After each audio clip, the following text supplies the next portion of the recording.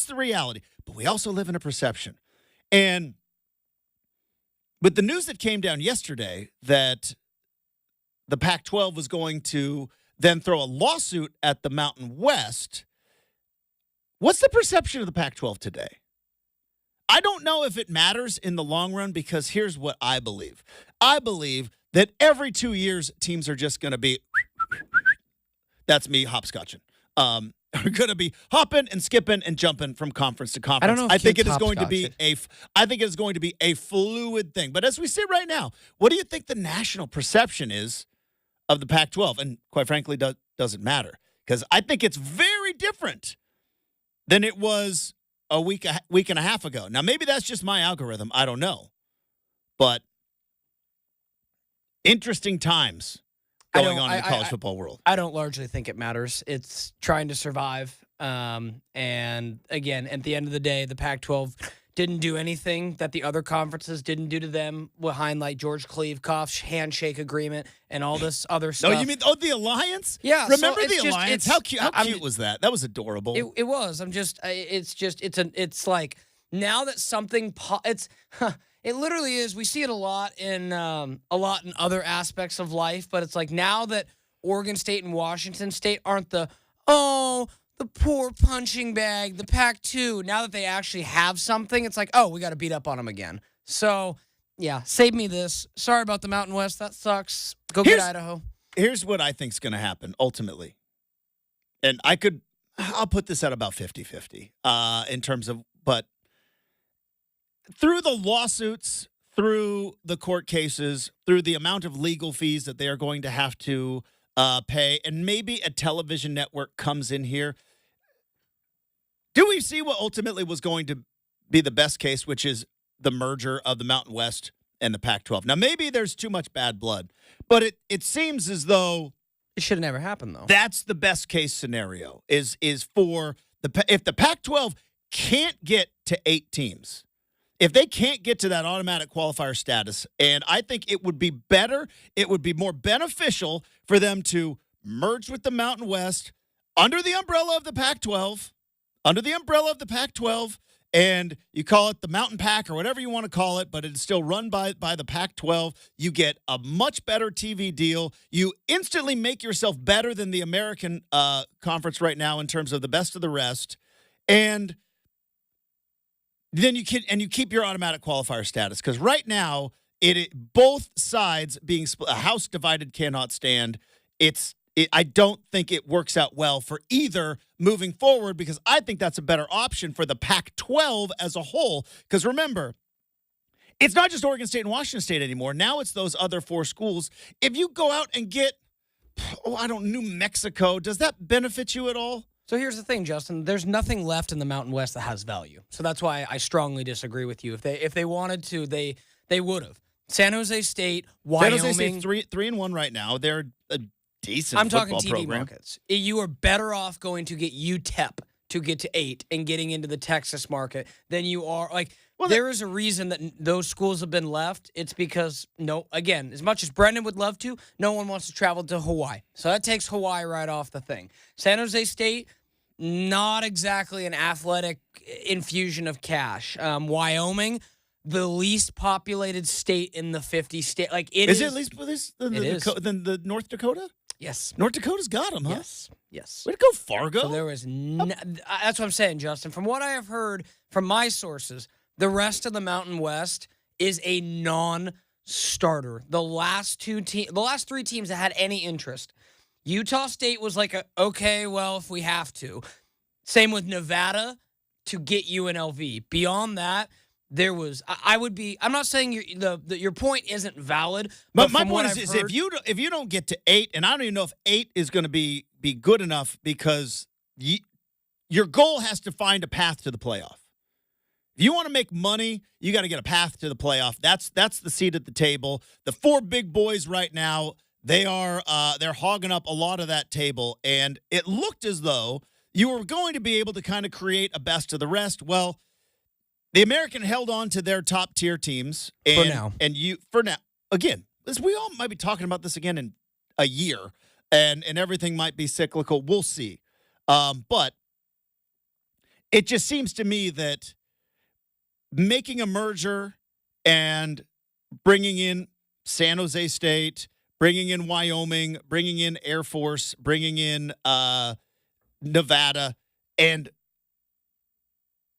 I think that helps in terms of the perception of your conference to a playoff committee, to getting to the playoff. Because if you don't get to the playoff, then none of this matters. None of it matters. If your champion can't get to a place at the table with or without a bye, none of this matters. I just think that those brands bring down the value of teams like Boise State, Washington State. I think it can be counterintuitive. I mean, I think your chance to get the teams, they went away. When you did not get the American, the Memphis, even Tulane doesn't really do it for me. There was a lot of pearl clutching about losing Tulane. They were in a tough spot. I think you try to do whatever you have to do to get to 8. So to your point, Justin, maybe you... Even if you bring in just like New Mexico right now is 0-4. New Mexico, I believe, is in Albuquerque. It is. ABQ, baby. Not as New Mexico State. They're in Las Cruces, which I've been to multiple times because my grandma lived there. Oh, really? Yeah. I've heard that's a desolate drive, to say the least. Oh, boy, did I make that drive. Justin's like, I remember. Boy. But yeah, but you bring in New Mexico is 0-4. There's now basketball. New Mexico's had some success, and maybe they're trying to do a thing with basketball, and then you find Gonzaga, and maybe you find some money there. But I don't know. I feel like more quantity as opposed to just getting to 8.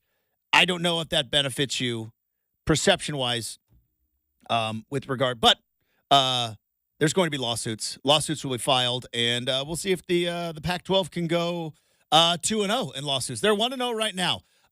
We're going to talk some quarterbacks. Jaden Daniels had a coming out party on Monday Night Football. Is he now the leader in terms of Rookie of the Year? And we're going to do a little young quarterback Shark Tank. Who are you investing in? We'll talk about that next. 620 Rip City Radio.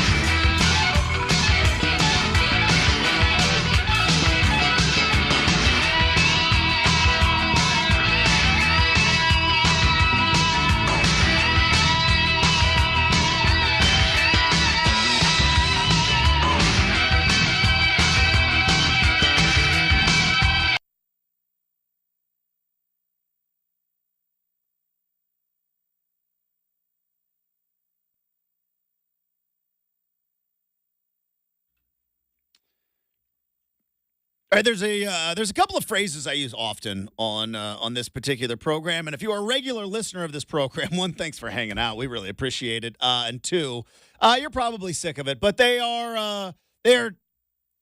I feel appropriate phrases, I feel like timely phrases, and one that I always use is you don't get an omelet without broken eggs, you just don't. You can't make a delicious ham and cheese or Denver omelet without breaking some eggs. You all in on omelets?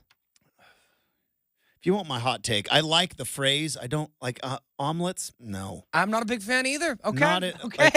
Real?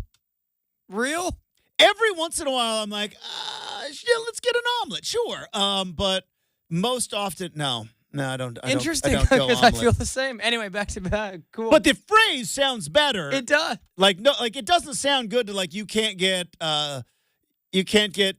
2 over medium eggs without breaking. Like the omelet is a better way of phrasing it, but there's a cost to everything. There is not a perfect solution to everything. There is a cost to everything, as they say. There's no free lunch in nature, right? Hey, we created diet soda. It's calorie free. It's like there's a cost to be paid. There always is, and whether you. Spiritually, you believe in the yin and the yang and the balance of the universe, whether you're a Star Wars nerd like Brenden, who believes in the dark and the light and the balance of the force and everything else, it always comes back around. Which brings me to what I think is going to be maybe one of the bigger stories in sports today, and didn't think that we would be talking about UNLV's quarterback an awful lot on the Wednesday show. But Matt Sluka, who is a starting quarterback for UNLV, he has taken his ball, and I don't know if he's donating it to the Vikings to fill the Vikings spa. It's gently used. It is gently used, but it was used to get a couple of wins over some pretty big schools in Houston and Kansas, both on the road. And okay, so maybe more than gently. He has taken his ball, and he is going home. Let me give you the nuts and the bolts of this, and then I'm going to give you why college football media and sports media in general is full of a bunch of hypocrites. Here's the nuts and the bolts of it. Matt Sluka, quarterback of UNLV, is 3-0.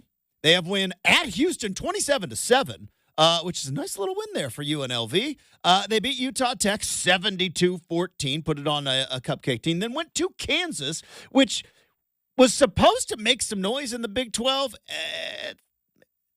Lance Leipold, the head coach of Kansas, I don't know if his star is fading, like the Matt Campbell star was fading, but UNLV beat Kansas 23-20. They're 3-0. They got a win against 2 Big 12 schools. This is huge. And Matt Sluka, after those wins, his family allegedly hired an agent. That agent went to UNLV and said, hey, his market value is higher than it was at the beginning of the year.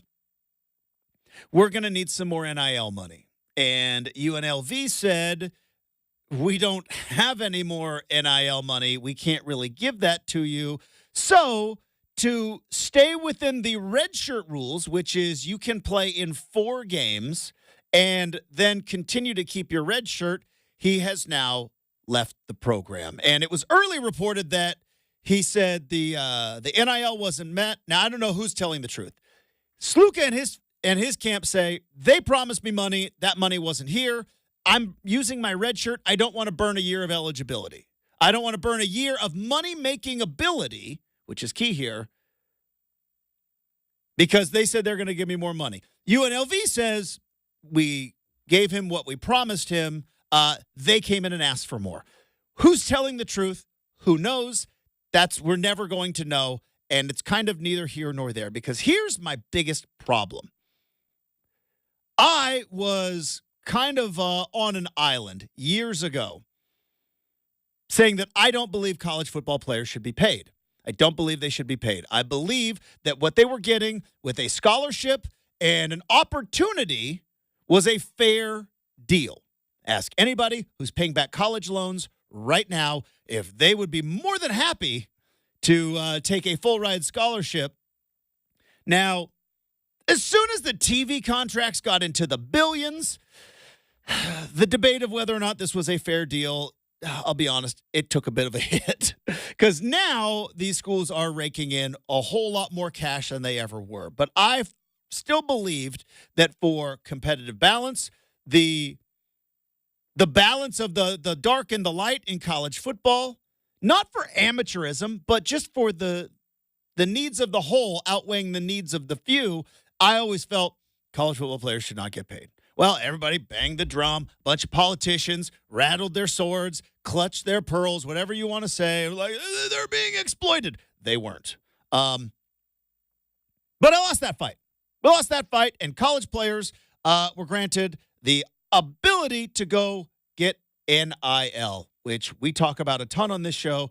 It was supposed to be they could make money off of their name, their image, and their likeness based upon getting endorsements, which, if you look over the past 10 years of college football, there's like 11 guys that were famous enough that could have gotten any kind of national endorsement. Like 11 guys. Most guys are local famous, and they were being ultimately going to be paid by these collectives, which turned them into employees. Here's where I'm about to get a little bit fired up. If you were one of the people who were rattling your sword, who were clutching your pearls, who were crying your crocodile tears over the exploitation of these poor college athletes, they can't even get a pizza. Okay, how's that offensive lineman 320 pounds? He's starving. You're right. Anyways, if you were one of those people who said college athletes should be paid, that's fine. That's a fair argument. You have no leg to stand on with regard to this case in terms of saying that this kid is wrong. How many of you, let's live in two different worlds. Let's live in the world where he was promised money and that money wasn't upheld. That's what he is saying. How many of you would work the next day at your job if you didn't get your paycheck? Regardless of whether you are financially viable, financially secure or not, Friday comes along, I check my direct deposit, I go to my, guys, I didn't get paid this week. Yeah, there was a snafu, there was a bank thing, sorry. How many of you will go to work the next day? None of you would. None of you would. Yet I see all over X, this is sad. This is disappointing. Boy, NIL is such a mess. This ain't a mess. This is capitalism, baby. This is what you all wanted. This is what you all wanted. You wanted these guys to become employees, and guess what employees get? They get paid. And if they don't get paid, they don't work. Just like you, just like me, just like Brenden, just like everybody. If your paycheck did not come on Friday, how many of you would go to work? Not that many. Yes, Brenden. You know, the other aspect of this that I think is kind of interesting now with hindsight is, I obviously the reasons are what he said, but Justin, there's always so much more beneath the surface going on too, and I think this is just interesting when you consider it in this context. When I caught up with Adam Rittenberg on Monday, we were talking a little bit about UNLV, and without almost any hesitation, Adam was like, help me out on their coach's name. Chad, is it Chad Morris? Sure. Let's see here. Hold on. Barry Odom. Thank you. That guy. So he said without hesitation, he's like, Barry Odom not gonna be there very much longer. Mm-hmm. He's not gonna be there. And you look at the success that he's had with UNLV in 2 years, basically winning with Marcus Arroyo's talent, which we knew that was not a winning situation. It was not. So again, they did have a turnover slot machine, though. They still do. They still do. Okay. Oh yeah, still rocking it. But I guess so. We didn't know any of this on Monday, but when we were talking, hey UNLV, and Adam's like, I'm not sure how positively UNLV might be looked at next year or the year after if he's not there, and what Barry Odom's done, and then you add in the fact that the quarterback's left. Do we think that maybe UNLV is kind of got a lot of different issues happening all at once, is I guess what I'm saying. Well, and then on top of that, they're right now the Being one courted. missing piece for either the remaining Mountain West or for the new Pac-12. Yeah, so I just thought that was some interesting context. Of all the teams that we did not anticipate being at the center of the college football universe on September the 25th, UNLV wasn't one of them. But here's where my frustration is. All these people stood on their soapbox and pounded their chest and screamed, "These kids are getting ripped off." So when a kid decides that he's not being paid enough and he doesn't want to work for, because that's what this is. This is now work. This is a job. It used to be sports. Used to be games. Used to be playing. They are not playing anymore. They are working. Now, to you, me, and everyone else who is a college football fan, whether it's alma mater or Old State or the team you grew up loving, you have a different relationship to that team. These kids, especially the talented ones, they're not coming for the love of Old State. They're coming for a paycheck. And if I was promised a paycheck and I was not given a paycheck, why am I going to play one more down for your team? Especially, this is the timing of it. Especially if I do play one more down, I have burned a year of eligibility, and if this kid's not going to the NFL, that's 1 year less of being able to be paid your top market value. You tell me you wouldn't do it? You tell me you wouldn't sit there and be like, my market value right now is X dollars. I am being paid Y dollars. We need to meet it at X. Or because there is no rule against me taking a red shirt, I'm going to go ahead and take my ball, and I'm going to go out onto the open market in December where there's remember when they thought the transfer portal window was going to be, oh, we're going to fix it. We're just going to put it in December. It's September. This kid just entered the transfer portal. He just did. Not officially, but he put an Instagram post out, and he is now saying, I'm up for grabs to the highest bidder. From a football perspective, I don't know if this is the best move for this, for young Matt Sluka. But financially, maybe it is. More on that coming up here in a second. But before any of you get on Twitter or before any of you go and decide to start throwing this kid under the bus, which it's easy to do. Oh, he's not, what a rich, spoiled brat, not getting paid. Again, this is work. This is work. All right, let's just say he was getting paid a certain amount and thought he deserved more, thought he earned more. You went to work tomorrow, you found out a guy doing the job that you are not doing, or excuse me, doing the job that you are doing, and that person was not doing it as well as you, and you knew they were getting paid much, much more. You wouldn't go to your boss and ask for more money? You wouldn't get on LinkedIn and start asking around, going like, is there any openings at this place, at this place, at this place? You wouldn't go out as an employee, as in the workforce, and test the open market? If you feel like your market value is massively higher than what your paycheck is getting in your particular job, and you are seeing people who you're way better than,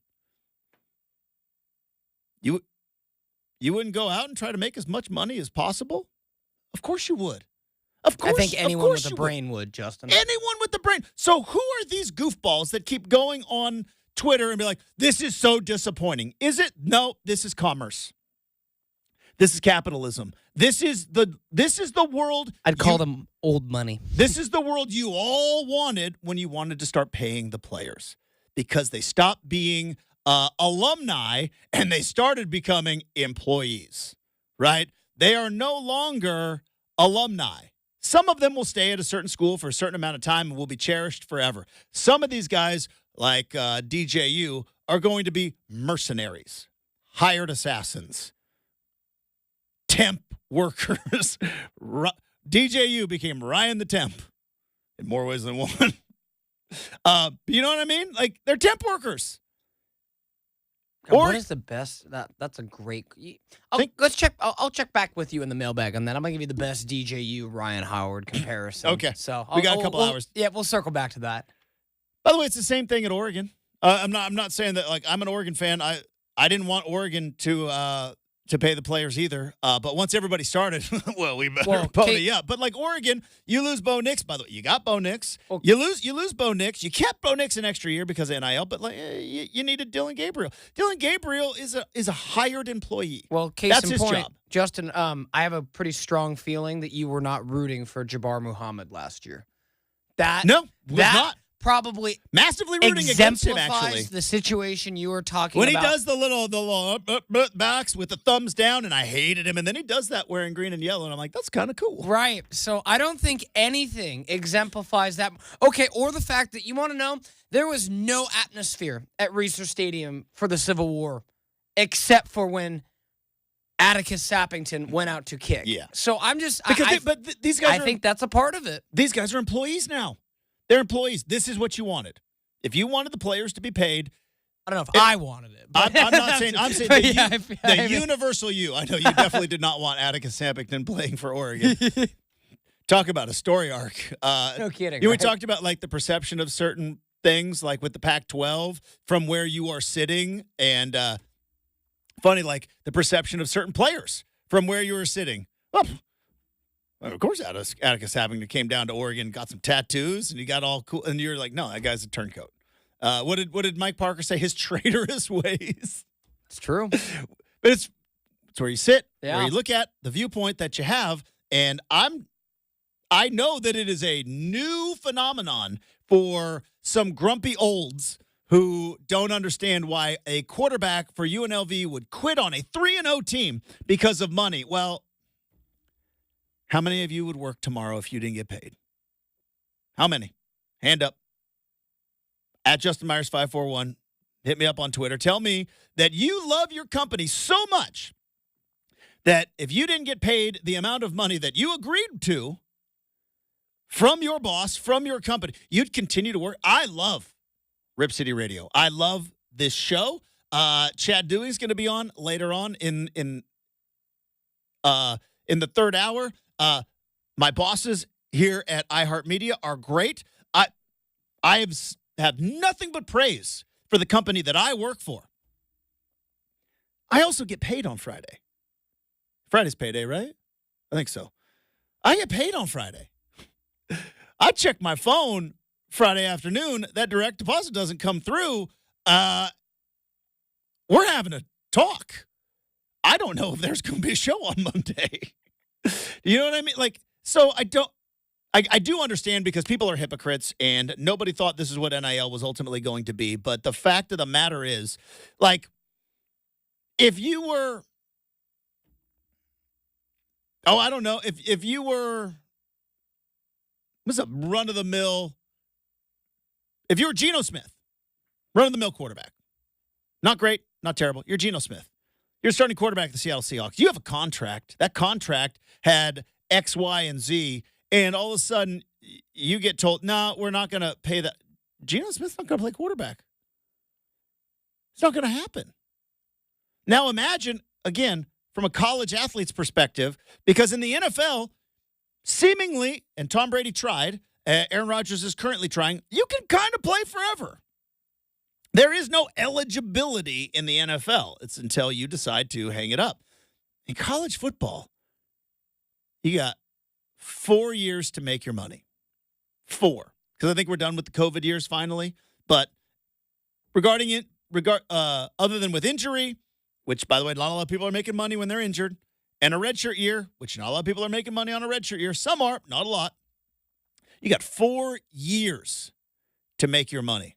And you show up, and if you play one more second of football, you burn a year of eligibility, and you're not getting paid what you were agreed to be paid, or you feel like you should be paid more. How many of you going to give up that 1 year? An entire year? None of you would. So let's save the pearl clutching on, unfortunately, this is going to continue to happen. Unfortunately, this is what all of you guys wanted when you wanted to pay the players. All right, we continue college football talk. We go on campus next, 620 Rip City Radio.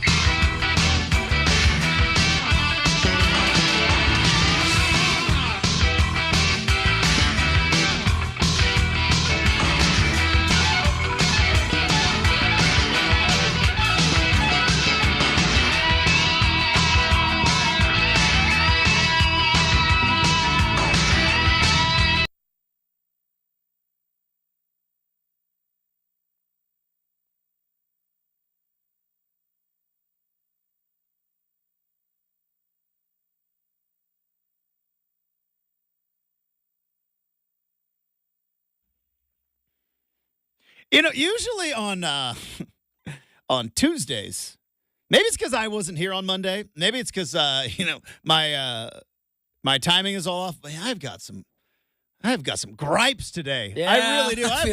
I've got Are we going Grumpy Wednesday today? I don't want to do it. I want to be Mr. Positive. I want to be puppy dogs and rainbows. And maybe when we get to tomorrow and we can start previewing some games and all of that. But man, some things are just making me grumpy today. Like my world of college football, which I guess has always kind of had some warts, is just a burr in my saddle today. Obviously, we started with the story of the UNLV quarterback, and we move on now to the athletic director of Nebraska. And this is kind of appropriate because it's going to ultimately come back to talking about Oregon football. But before we get into all of it, we need to get to the cool music. Let's go on campus. Here we go.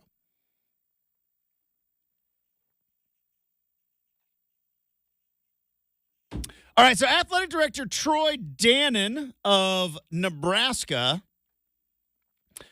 on local Nebraska sports radio said he has sent a letter to Big Ten Commissioner Tony Petitti and that Nebraska has requested that other than on Black Friday when they play against Iowa, the day after Thanksgiving, that Nebraska no longer have any more Friday games. Nebraska doesn't want Friday games. They had a game on Friday against Illinois. By the way, they sold out. But Troy Dannon said, just because of the size of the stadium and the locale, I don't think we want to be canceling in-person classes because Nebraska says they had to cancel classes because their stadium's on campus. And obviously on a Friday, a bunch of tailgaters come in and 400 straight sellouts, by the way, at Nebraska. And they've been through some lean years. I'm sure that students don't mind, but at the end of the day, the more we can avoid that, I think the better off everyone will be. He said, I'm not sure any institutions should have the unilateral ability to do that in terms of canceling in-person classes. So here's again, bringing me back to my grumpiness. You cashing that $75 million check that the Big Ten's given you? That check's been cashed, right? Because if you did, then guess what? That check comes from NBC. And NBC says you play on Friday night. See, we're back to where we were again. And also, by the way, Nebraska, remember when you left the Big 12 to go to the Big Ten? That wasn't a football decision because, by the way, you've done nothing except for, I think, one blip on the radar in your entire time in the Big Ten. You did that for more money. And you left the Big 12 to go to the Big Ten so that you can get more and more money. Where does that money come from? TV networks. Yep, that's right. The TV networks, the ones that pay you the millions and millions of dollars. And when the TV network says, hey, you know what we found? A fun little window on Friday night. You're going to play there. Well, Nebraska's apparently a little bit unhappy about it. Oh, we had to cancel in-person class. Okay, fine. Are you sending the money back? Because let me tell you, as a football fan, which I am, I don't like Friday night games either. Oregon plays 2 of them this year. I hate them. Not a fan. Oregon will be playing a Friday night game in a week and 2 days against Brendan's favorite enemy, which is the head coach at Michigan State. And then, speaking of which, first loss this weekend. Congratulations. And Aiden Childs, more interceptions than picks, but who's counting? More interceptions than touchdowns, you mean? Or yes, more interceptions than touchdowns, but who's counting? It's actually funny. We did a little circle. Every single former Beaver that left is doing worse in their new situation. Even Damian Martinez? Got hurt. He got hurt? Oh. You know, a little bit of a little wry, evil smile from Beaver fans. I love it.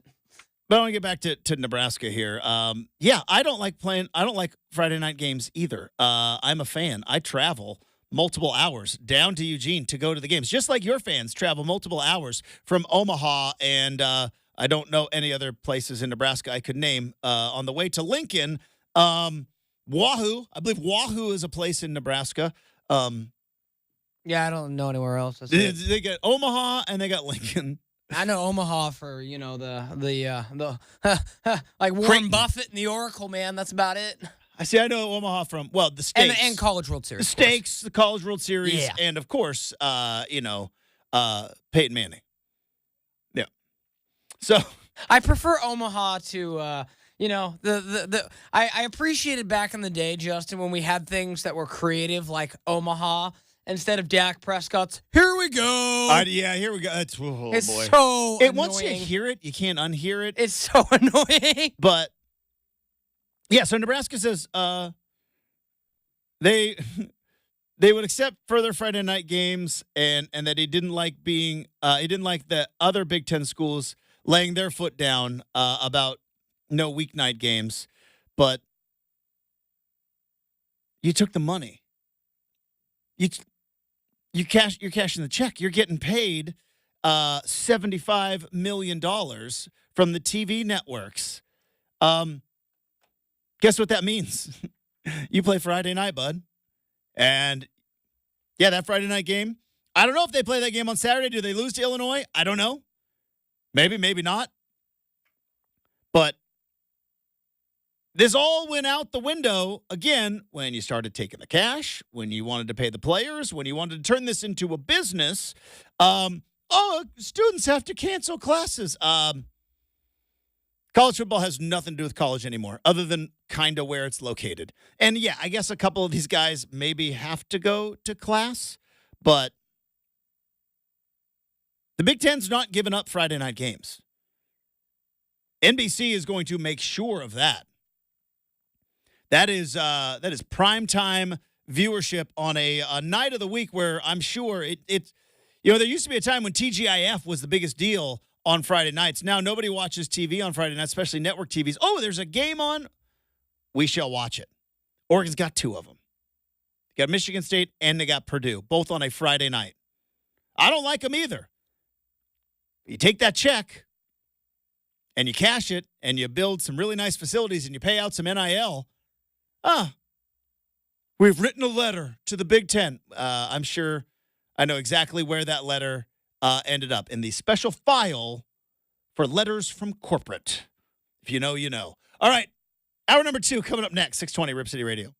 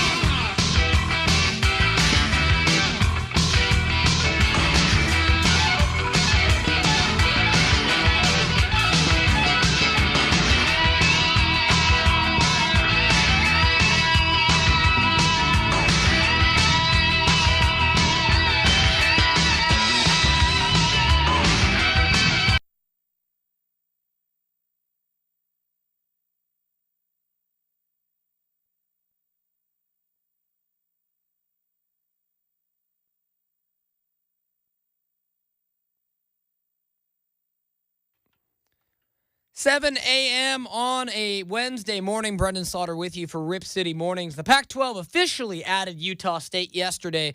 UNLV remains undecided and could be the linchpin of the future of the Pac-12 in the Mountain West. Speaking of those two conferences, they really don't like each other, as the Pac-12 has decided to sue the Mountain West over the exit fees, transitional fees, just lots of fees. So get your lawyer on deck for that one. And also, speaking of UNLV, it's just a UNLV morning here in Portland.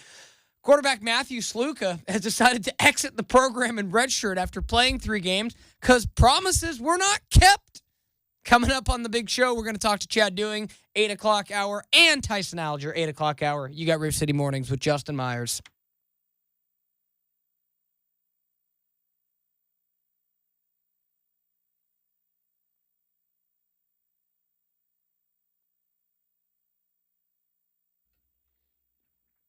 Hey, welcome back to Rip City Mornings, everybody. Hopefully you are all having a fantastic Wednesday. If you are new to the program, hey, thanks for hanging out. Hopefully you were recommended by a friend. And if you like what you hear, if you could tell a friend, that would be great. We'd really appreciate that. If you are a returning customer, thanks for coming back. We appreciate you guys hanging out with us. Obviously, a ton of college football we talked about in hour number 1. I think I'm beyond the grumpiness now.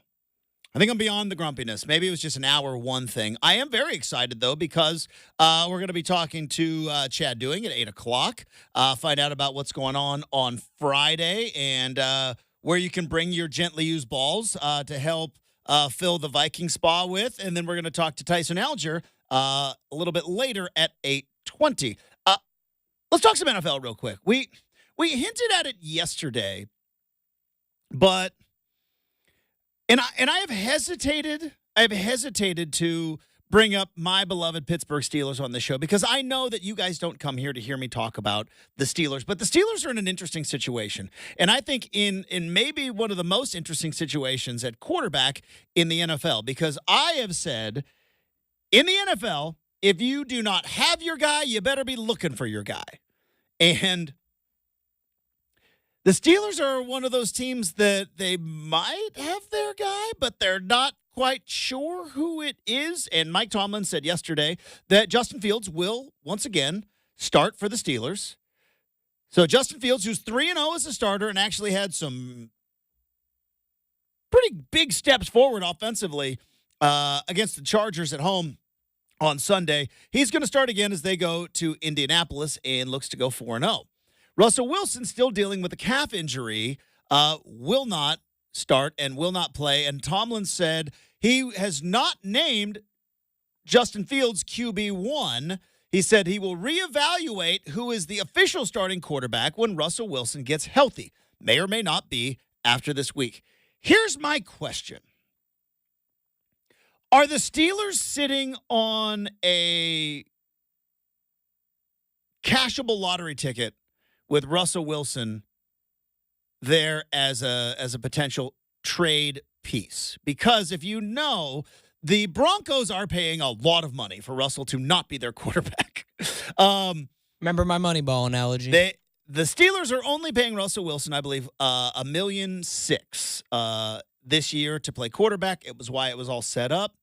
And out of nowhere, the Bears decided that they were done with Justin Fields. It also helped that they got the number 1 pick, and they're like, we're going with Caleb Williams.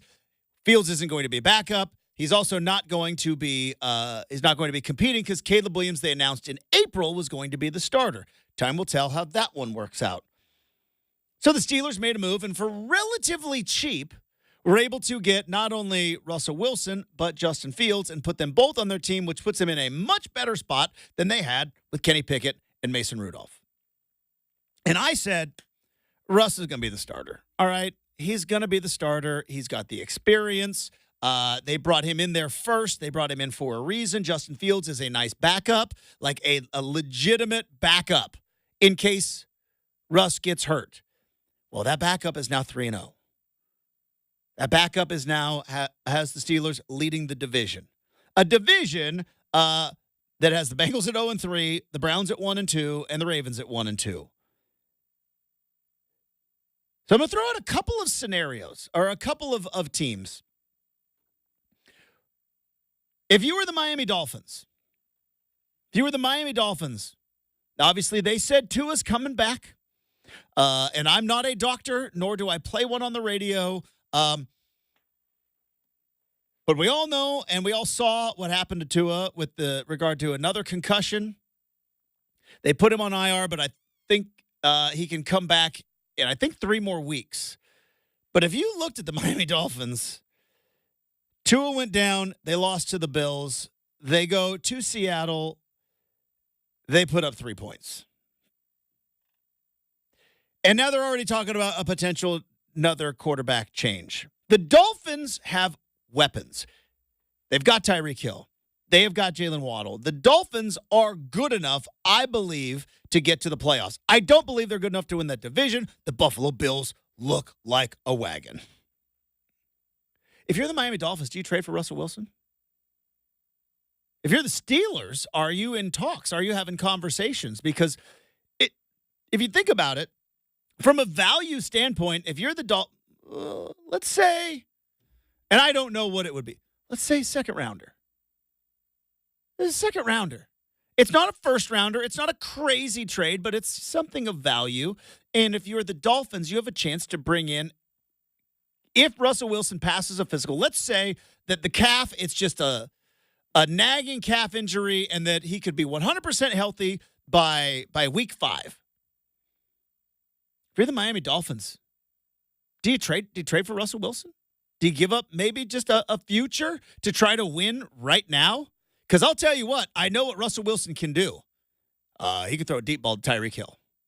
I don't know if Russell Wilson can do the little spin cycle, escapability, drive you nuts on third down, scramble, make a play. But I know Russell Wilson throws a beautiful deep ball, and I know he can throw it deep to Tyreek Hill. And I know that the Miami Dolphins believe that they have a team that's good enough to go to the Super Bowl. I don't know if they are, but they believe they are. Should the Steelers trade Russell Wilson to the Dolphins? Another team I want to throw out there. Las Vegas Raiders. I like Gardner Minshew, and I root for Gardner Minshew, but I believe Gardner Minshew is going to be one of those guys that is probably too good to be a backup, but not good enough to be a starter, right? Reminds me a lot of Fitzmagic. You know what I mean? Ryan Fitzpatrick was never a long-term starter, but was never really a full-time backup. And he went from team to team to team, and he would fill in, and you would have that Fitzmagic moment, but was never really good enough to be like a full-time starter. And Minshew had a pretty good season filling in for Anthony Richardson last year. Is it Richardson or Richards? Richardson. Had it right the first time. I shouldn't have doubted myself.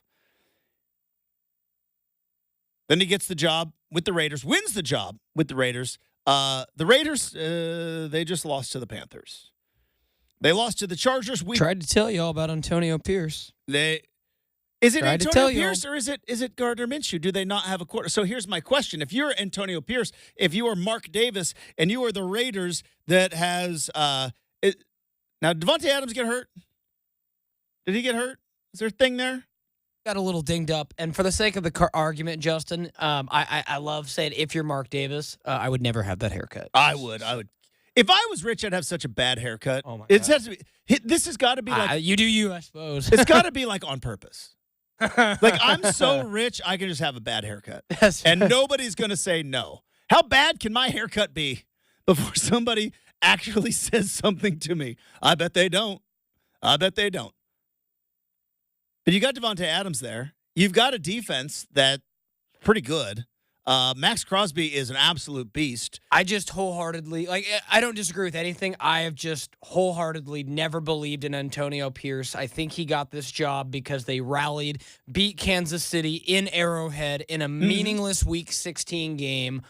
And everyone's like, hey, look at this momentum. And I think the players went to bat for him. That's fair, and I get that. But sometimes you got to be like, that's great players, but I hire the coaches. You don't hire the coaches. If that was the case, Justin, the players would have hired Corey Hall and not Jonathan Smith after. That's what I'm saying. Right. Yeah. So we've seen it before where an interim comes in, changes the momentum, locker room, like, everybody gets excited, and it's like, I don't know. And I'm only saying that because you look around, Justin. You've got Andy Reid. You've now got Jim Harbaugh, and you've got Sean Payton. Hall of Fame coaches. Yeah, all three in your division. And you going with the first time.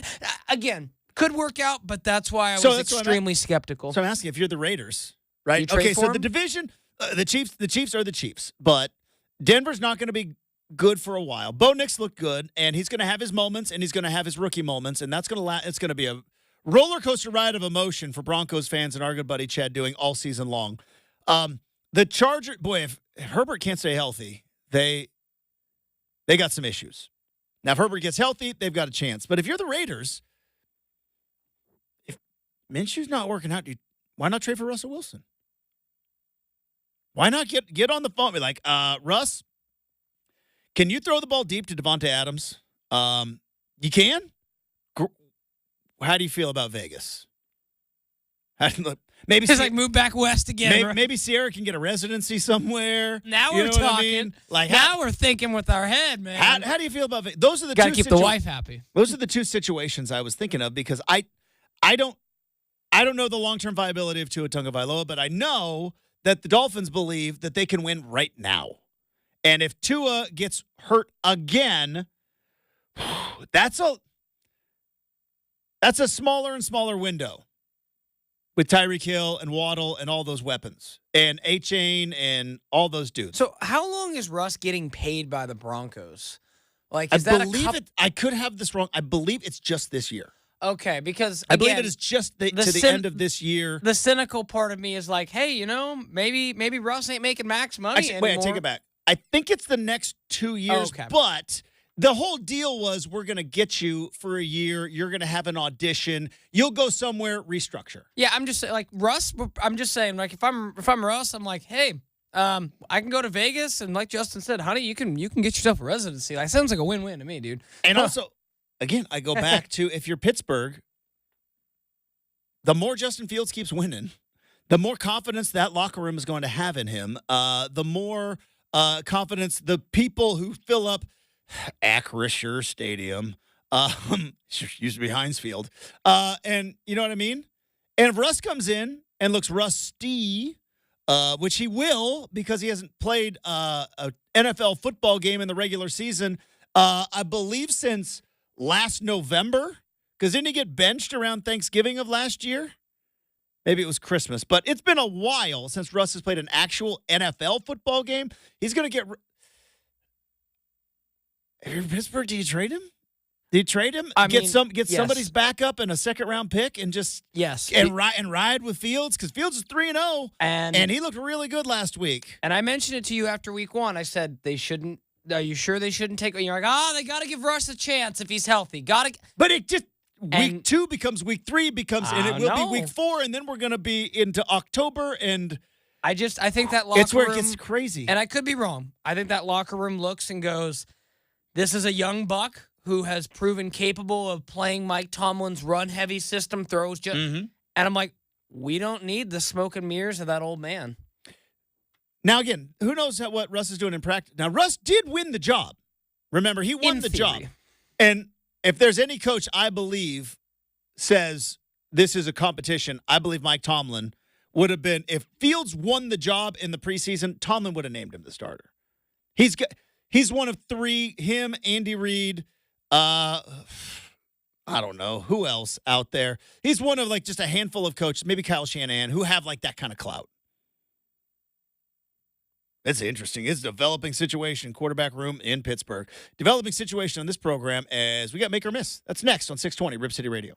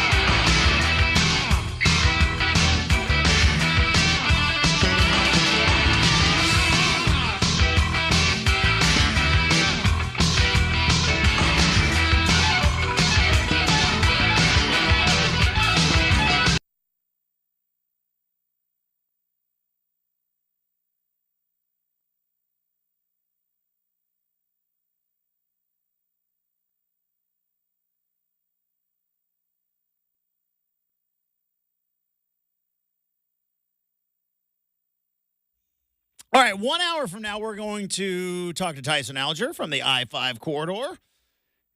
Find out what he did on his Oregon bye week. Oregon State on a bye this week. Big plans? You got big plans for the bye week? Or are you going to be sitting and watching college football all day with we got Georgia, Alabama this weekend? Isn't there?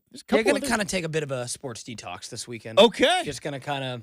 You mean rewatch all of Game of Thrones or something? No, but the way it's been I'll say this, Justin, just these first few weeks, like I've kind of felt like I've gotten into a little bit of a sports rut. Mm-hmm. Kind of need a reset this weekend. So it'd be nice to kind of catch up on some sleep, gear up for the next run, and of course I'll be watching some college football, but I'm going to keep it very low key this weekend. Have some drinks. I'm going to be watching a ton because Oregon doesn't kick off till 8. Can I write a letter like Nebraska did?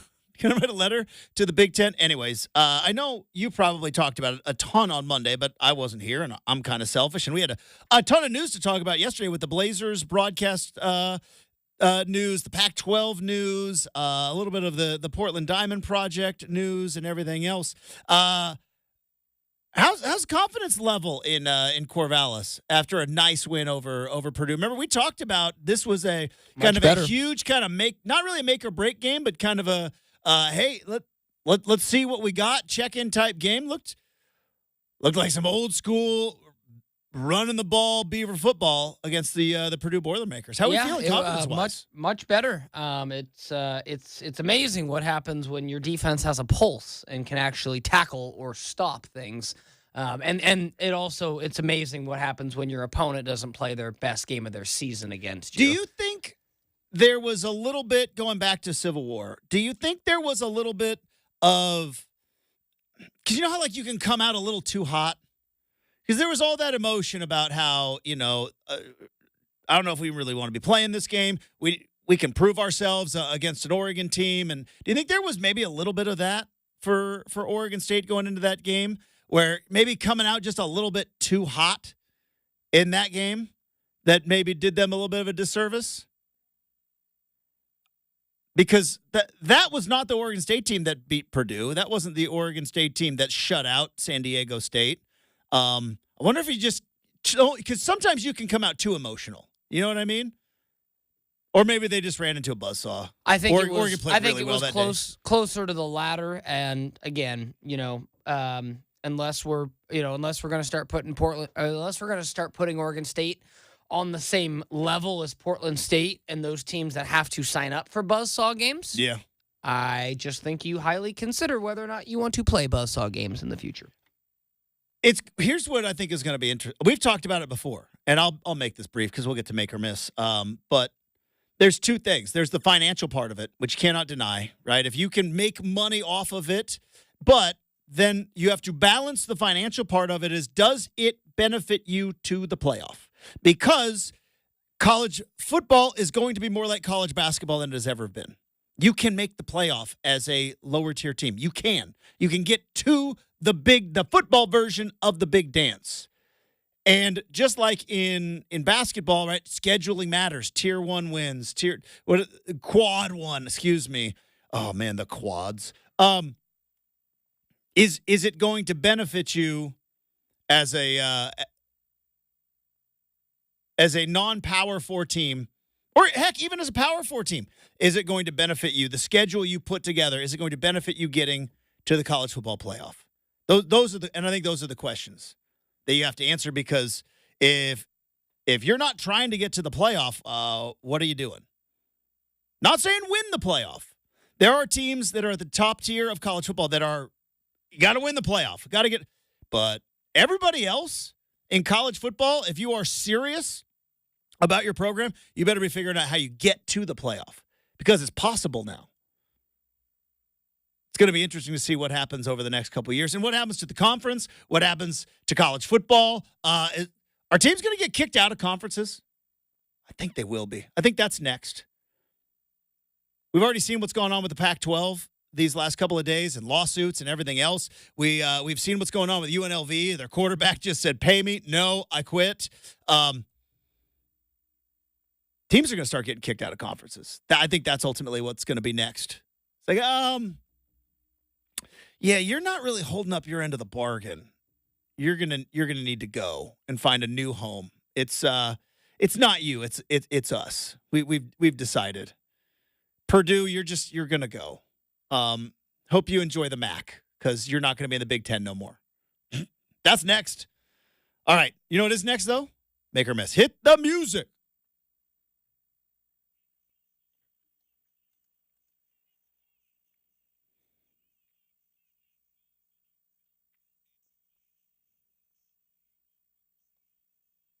All right, firing up make or miss here on a Wednesday. UNLV head coach Barry Odom is like Michael Scott after he got dumped, asking around the office for new quarterbacks/dates. You got anybody here know a quarterback? Hey, wait, he's like, I do. What he's like? Could he fit into a rowboat?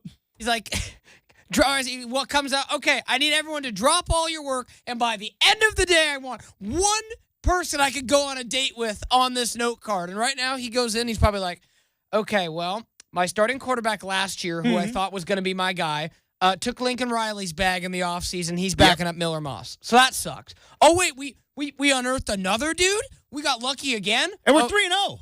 Oh, yeah, he's leaving too. It could be a very, very, very bad end of the season for UNLV, Justin, because say what you will, UNLV is not Oregon State. Oregon State, and I mean this with just the styles.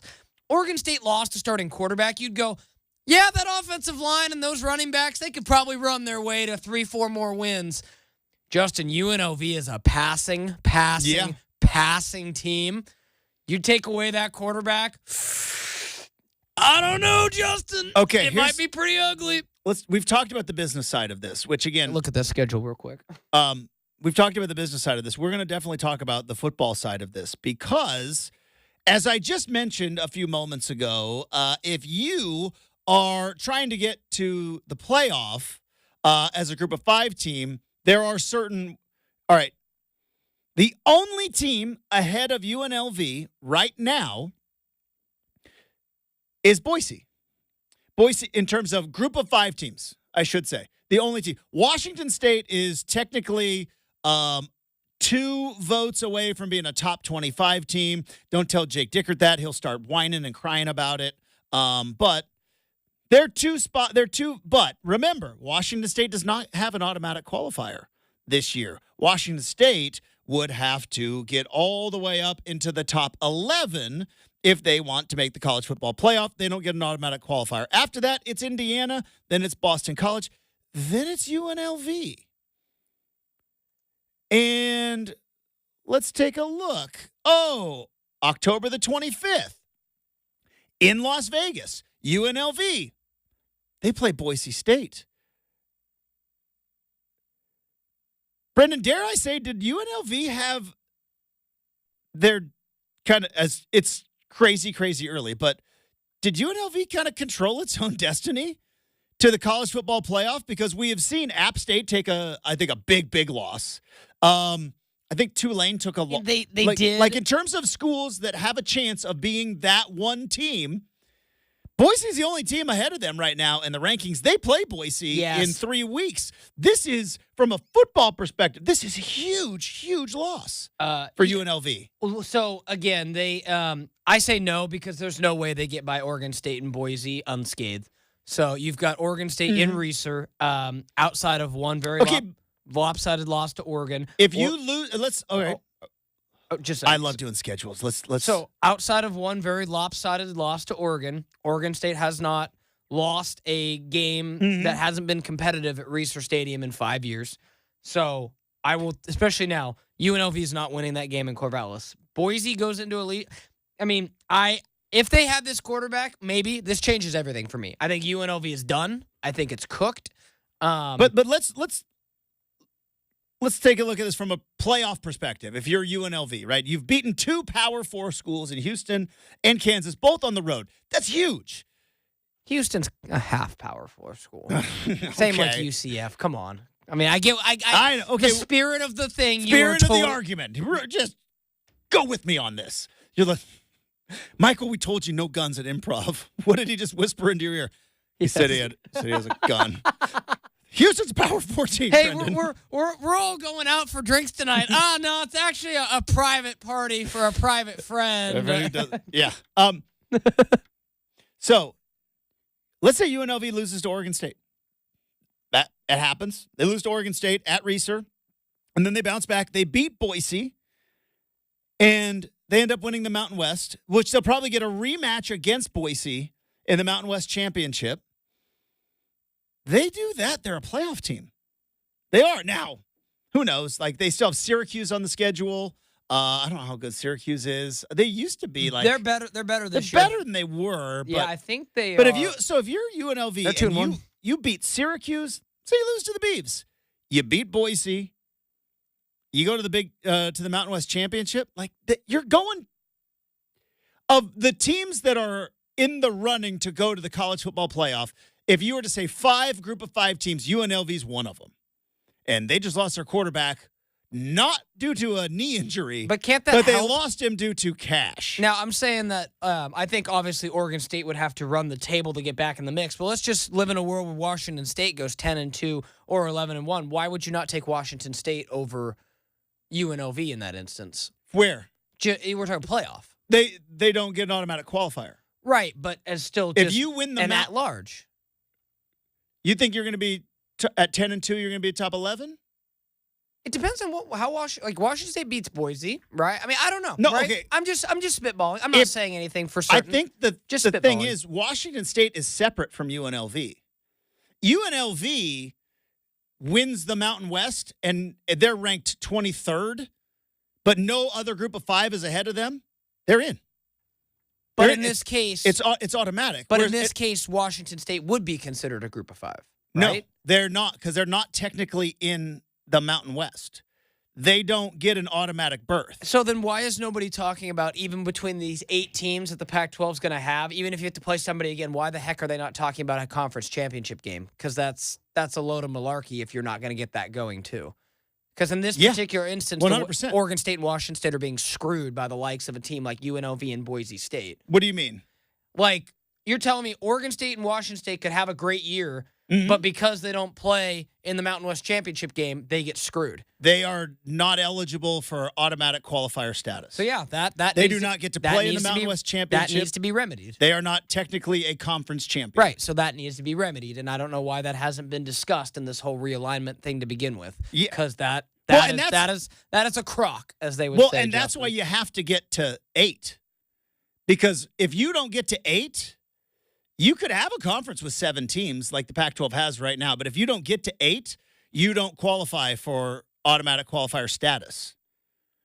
You are still kind of an independent, which is where the Beavs and the Cougs are. Like, the Cougs are going to have to win out, and I think win out big. They could to afford even- one loss. At 11-1, they could make the playoff. You don't think so? That would be pretty shocking to me. That's an interesting debate. What's their Boise. Let's say Boise or Oregon State. Where's Boise, the Cougs? Those are the only 2 tough games they have left. And similarly goes for Oregon State, Justin. Like, again, outside of, you tell me on Oregon State's schedule, outside of Boise State and Washington, it's exactly the same. I mean, I guess Cal, but UNLV, that's not a game Oregon State fans should be scared of anymore. Mm-hmm. Cal, a little more mortal after this last weekend, so that's a tougher game. But, like, say Oregon State or Washington State ended up 10-2, 11-1. Probably more likely for the Cougs. 11-1, I could start hearing talks. I think 10-2, you're done. Which is so sad. No way, because shape, or the form. fact that 10-2 is Well, 'cause you're qualified gonna as be- being there's gonna done be- is such a disgusting thing in college There's going to football. be 10-2 Big Ten schools, and there's going to be 10-2 SEC schools, and good luck keeping them out. You know what I mean? It's just the reality sad. of it. It's very sad. It's the reality of where this whole conference realignment thing happened, which is why they screwed up the playoff, they screwed up the conference realignment and everything else. But yeah, if you're the Cougs, because right now, Justin, I think They if you're give- the Cougs, they give the Cougs you could lose to close at Boise this Saturday, and then get back and run the table. And you have to run the table big. And then I think you still need some help, because if they lose to Oregon State on the 23rd of November, Black Friday, I think they're out because there's still that old, if you lose late, you put yourself on the outside looking in. Yeah. So you think an 11-1 Washington State versus, let's say, a 10-2 Penn State in the Big Ten, or a 10-2 Oregon, or Michigan just won, a 10-2 Michigan. Even though I don't think that would happen. You think the Cougs get in? All I'll say is this, Justin. I don't think they do. But go ahead. All right, so as of this moment, right now, ESPN FPI, which projects everything, the Washington State Cougars, as currently constructed, have the 16th best odds to make the college football playoff at nearly 28%. Okay. That's not nothing to me. It's not nothing. So, Justin, they are right behind Utah, Boise State. Like, for example, this same metric gives Oregon a 45% chance of making the playoff. Yes. They give the Cougars a 28% chance. That's almost putting those two teams in the same breath. So I'm just saying, I think the Cougars need to be taken somewhat seriously. Oh, I take them seriously. I am trying to anticipate what a playoff committee is going to do. This isn't my opinion of who's a better team. I think this is trying to anticipate what is a playoff committee going to do with where no 9-3 teams getting in. Now that being agreed, but if you have an 11-1 Washington State with, say, a loss at Boise, but run the table, get a win against Oregon State, and maybe Oregon State's ranked by then, who knows? But you don't get the benefit of a championship game. You're kind of sitting idle that weekend. I don't know if a playoff committee puts 11-1 Cougs in over 10-2 Ole Miss or 10-2 Missouri. I don't know if they get in. No, I agree. And again, if you want my true opinion, and the ACC is a real stickler. Yeah, there. if you want my true opinion on that's not. I just wanted to know what would happen in that scenario because, truth be told, Justin, I'm not saying they are fool's gold. But I have issues with Washington State. They won't be 10-2 or 11-1. Let me tell you why. Isn't it a miracle to beat San Jose State at home? Okay, so here's the key. Portland State, I love me some Barney. Not gonna be very good this year. Texas Tech, that's a nice win. I'll say that. They are 3-1. Texas Tech beat Arizona. That's nice. Mm-hmm. Okay. After that, Huskies is a nice win. But key, just a medium road game. Not a real your first road game. I mean, it's in the same city. You're the one that tell me all the time that there are more Cougar fans in Seattle. Well, and it was not a raucous atmosphere. That's what I'm saying. That game did not sell well. So how do you think they're going to fare, Justin, when they go on the road to the Blue when it's Ashton Jeanty Heiss? I think I will pick Washington State to lose this weekend. I think they will. I think there's at least one game where it's like we're going to come back to earth a little bit because, like, again, you needed the comeback. I think Fresno State, that is a ridiculously tough place to play. It's underrated. Oregon State, that's tough. San Diego State, they will be better by the end of the year compared to where Oregon State was. Yeah, but the Cougs are going to beat Hawaii. They get Hawaii at home. They're going to beat San Diego State. They're going to beat Utah State. They're going to go on the road to New Mexico. They end the season with Wyoming at home. I think Boise, Fresno back-to-back, and then the Beavs on the 23rd, which is that Saturday before Thanksgiving, I think is when they play the Pac-12 championship game. No, that's when the Beavers play Boise. It's the week before. Beavers play Boise the day. That's what I'm saying. Oh, sorry. The Cougs play the Beavs the 23rd, which I believe is the Saturday before Thanksgiving. They could go 11-1, and if they do, I still don't know if they're getting in. See, I just think there's, and not to come out. A lot is going to depend on how good Washington is. Well, not to come If Washington goes to 8 wins, 9 wins. Okay, so give me this, Justin. There will be at least one game that Washington State Cougs it. So you pick that game. Like, I'm not joking. Yeah. Like, no different than Oregon State. I look at Oregon State. It was nearly this last Friday. Right. Like, I look at Oregon State's schedule, and it's like, I think I project this, but, like, I've seen it. Could Nevada surprise them in Reno? Yeah, possible, right? Could Air Force. So I look at Washington State, Justin, and I go, you're right. Wyoming, probably not. New Mexico, probably. Could Utah State get them? You never know. Could Fresno State get them? That's why college football's fun, right? Is because it's why we play the schedule. There'll be at least one Cougar game for them. But if we look at games, they'll be favored. What is the line against Boise? Probably Right. Boise by 4 or 5, Let's see if I were to right guess. now. Let's take a guess. Boise by 7.5. Yeah, that's what's going to happen. All Trust right. me. I would put money on that. All right. We'll find out. It's going to be an awful lot of fun. We have got stuff we saw on the internet to wrap up hour number 2 next, 620 Rip City Radio.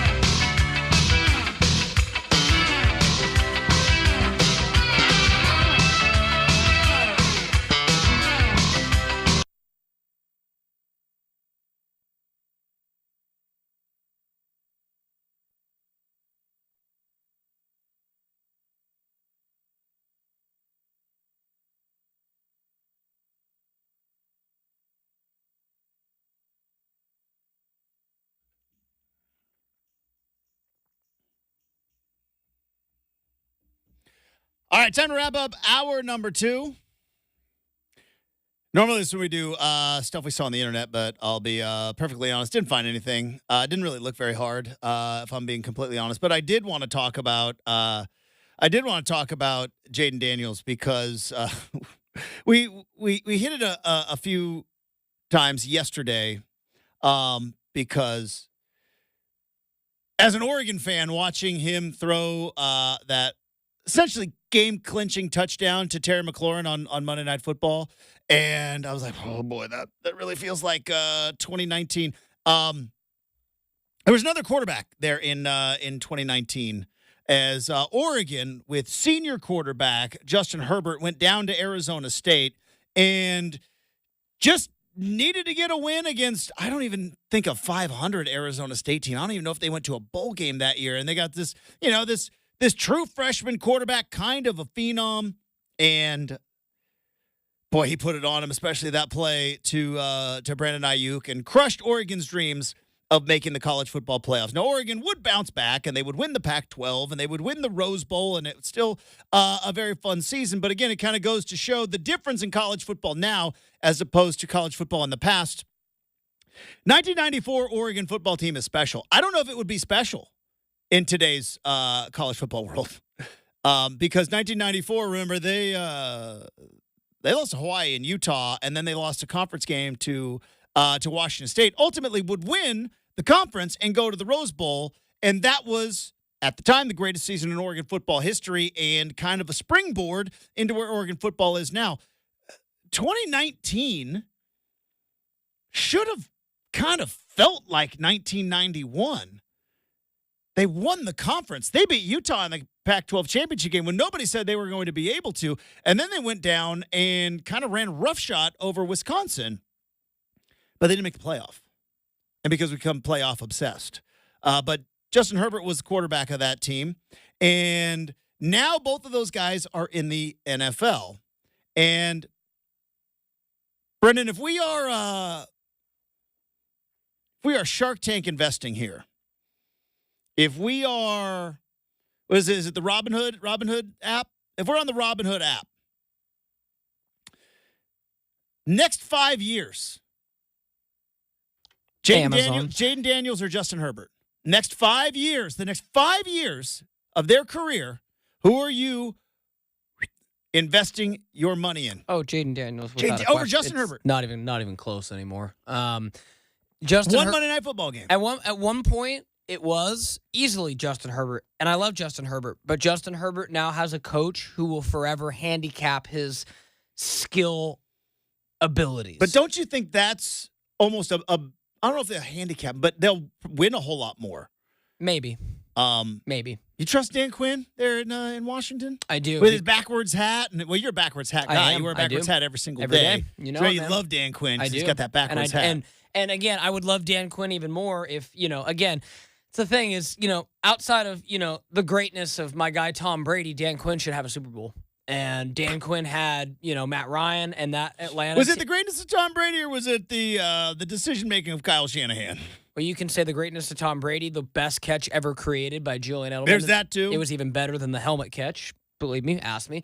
I didn't, but you gave me your answer. And also, it really helped that Kyle Shanahan decided, let's not run the ball. Let's throw it. But, why? We have a big lead. But I don't know. Talking I feel about like running it. Talking about a guy that's young, zero injury history. Justin Herbert's now had several injuries, just like Joe Burrow. And again, I've seen Justin Herbert make some stupid plays these last couple weeks where I don't know if it's Jim Harbaugh telling him, hey, go run like I had Colin Kaepernick run when I was coach of the 49ers. But, this injury came from him trying to do too much and trying to run and trying to. But Jaden Daniels is running a ton, though. Very different. You don't worry about that? 6'5", 220. Herbert's bigger than Jaden Daniels. No, that's what I mean. Is Jaden Daniels a little more fleet of foot, and I do he's say more injury prone. He's smaller. I said a little more fleet of foot. Oh. A little faster. I think if you were to line him up and have him run a 40 time, a little bit faster. Do you think that matters in the NFL? Half a second matters. I guess. Defensive deal. backs are really But fast, that being though. said, it is year one. If you were to flash back, one of my favorite lines from The Dark Knight. It's "Let's wind the clocks back," and it's like, "Let's wind the clocks back." Is that the Joker? Yeah. Okay. Wondering what you were. Who that I was. forget. I'm talking to somebody who's not. I watched it once. It was great in the theater. I loved it. You watched one of the greatest movies Watched of The all Dark time Knight once. Once. Oh, gotcha. I got it. Gotcha. It's good. Yeah. Didn't need to watch it again.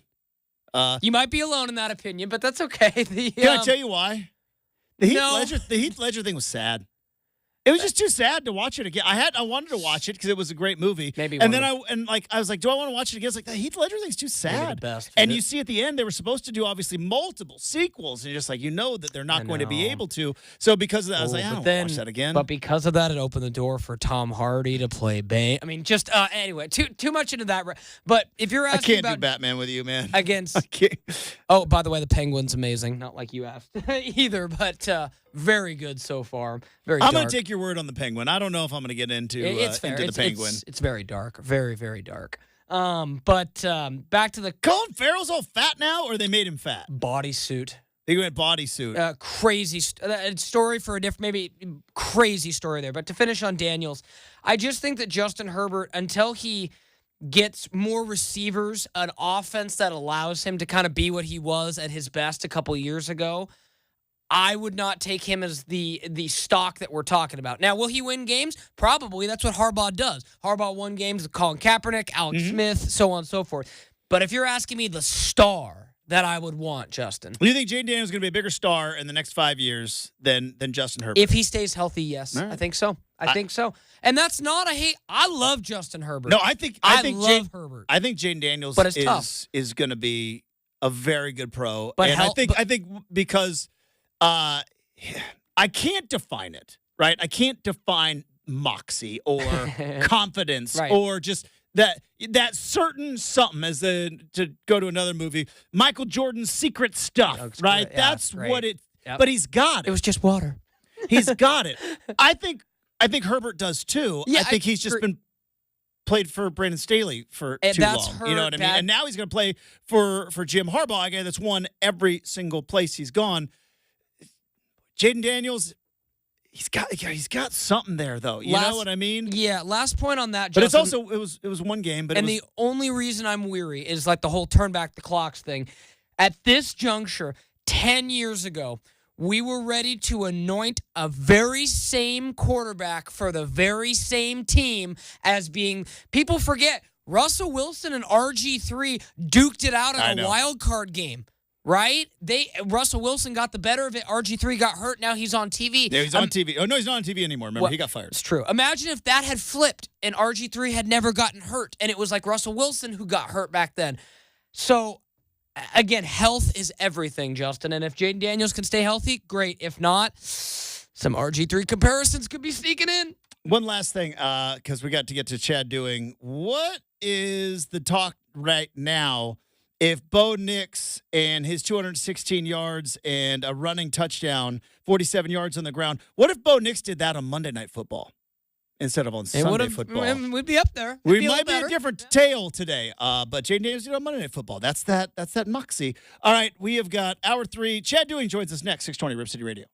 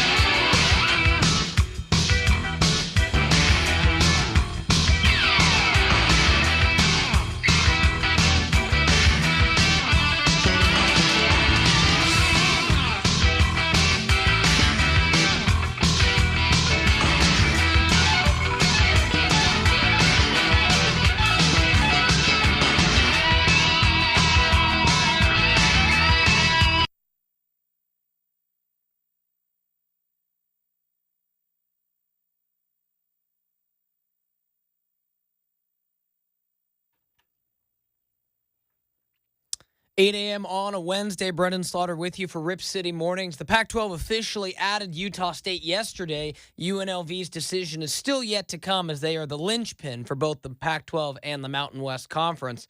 Pac-12 also choosing to sue the Mountain West as the two schools will fight it out in court over the exit fees and many other fees. And speaking of UNLV, quarterback Matthew Sluka is exiting the program and will redshirt after playing in just 3 games because of certain representations made to him that were not honored. So perhaps the first player to bail on promises not being made. Coming up here in just a couple of minutes, we're going to talk to Chad Doing from Rip City Drive. We also got Tyson Alger this hour. You got Rip City Mornings, Hour 3 with Justin Myers.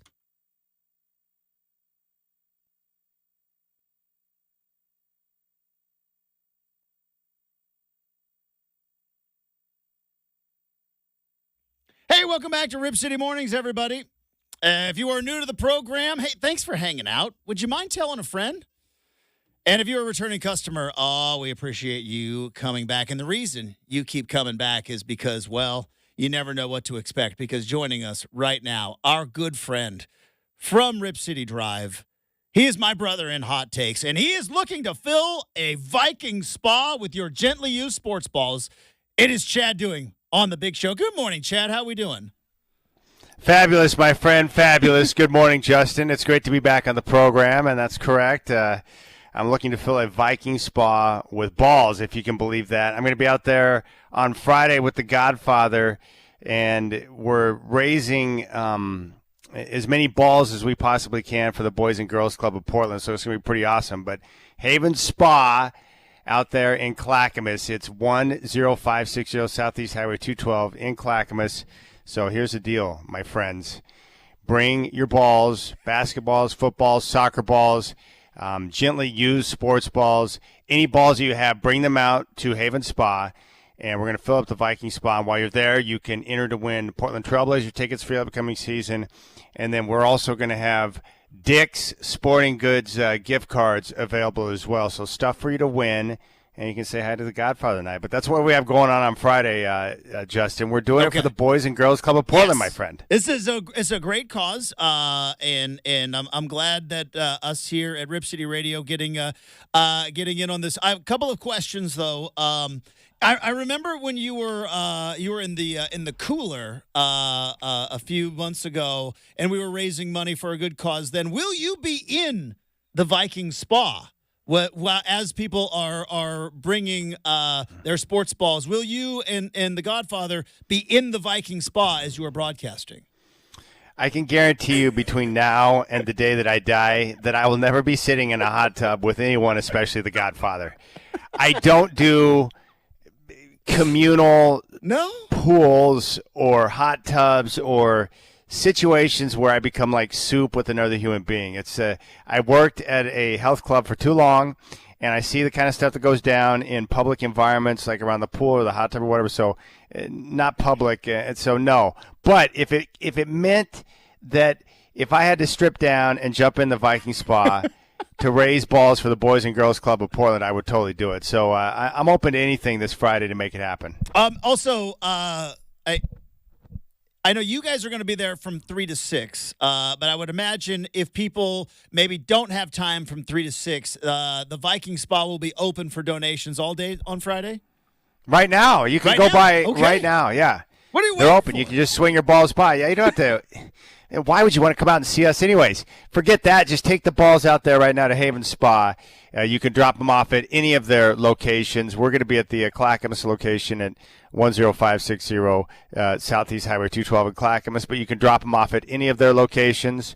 Bring the balls by, and they'll fill up the Viking Spa. But, this is a big deal, and, the Boys and Girls Club of Portland does a lot of good work, and obviously they need donations like this to be able to have an opportunity for all the kids to play, and that's what it's about, the kids having a chance to have access to balls, to be able to play the sports that they want to play so they can, grow and develop and be a part of that, which is awesome. I was listening to you and Dwight a couple of weeks ago, and I remember you were talking about how you had this authentic NBA basketball, and that it somehow, some way got played with outside.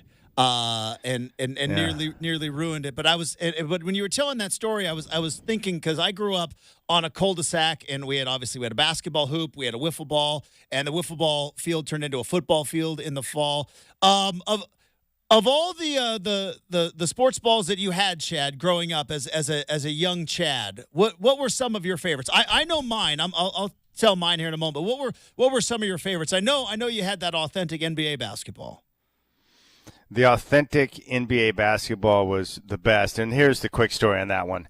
My buddy Allen, who was a darn good basketball player, he played college ball. He was a mentor to me and a friend of mine, and he lent us his NBA basketball to utilize.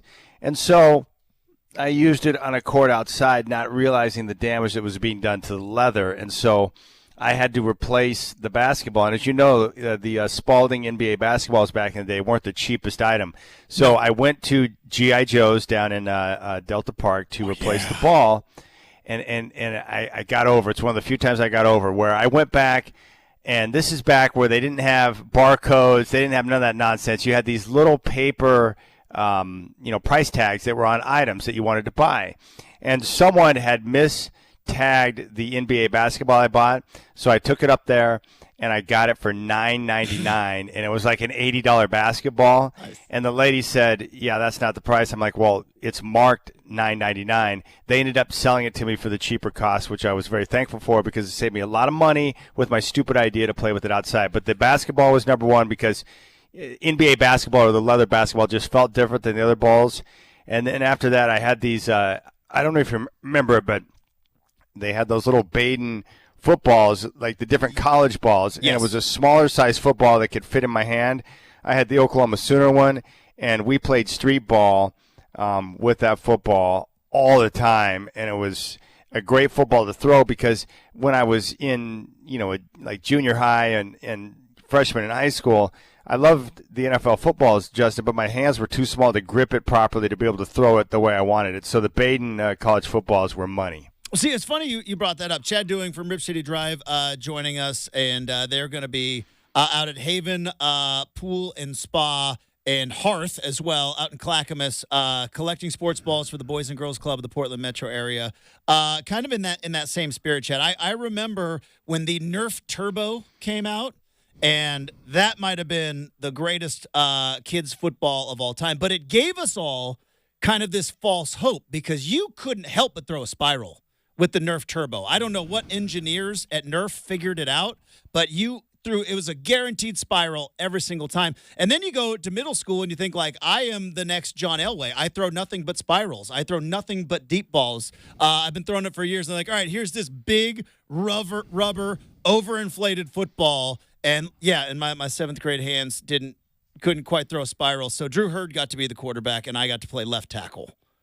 Yeah, the Nerf Turbo was elite. Because the original Nerf stuff was great, and I had a Nerf hoop in my room like you did, and we played dunk hoops on the Nerf constantly. But the evolution of the football for Nerf when they got the Turbo was groundbreaking because you could really whip that thing around. Even if you didn't have a big arm, the Nerf Turbo made you feel like John Elway, and you could throw an 80-yard bomb. It was awesome.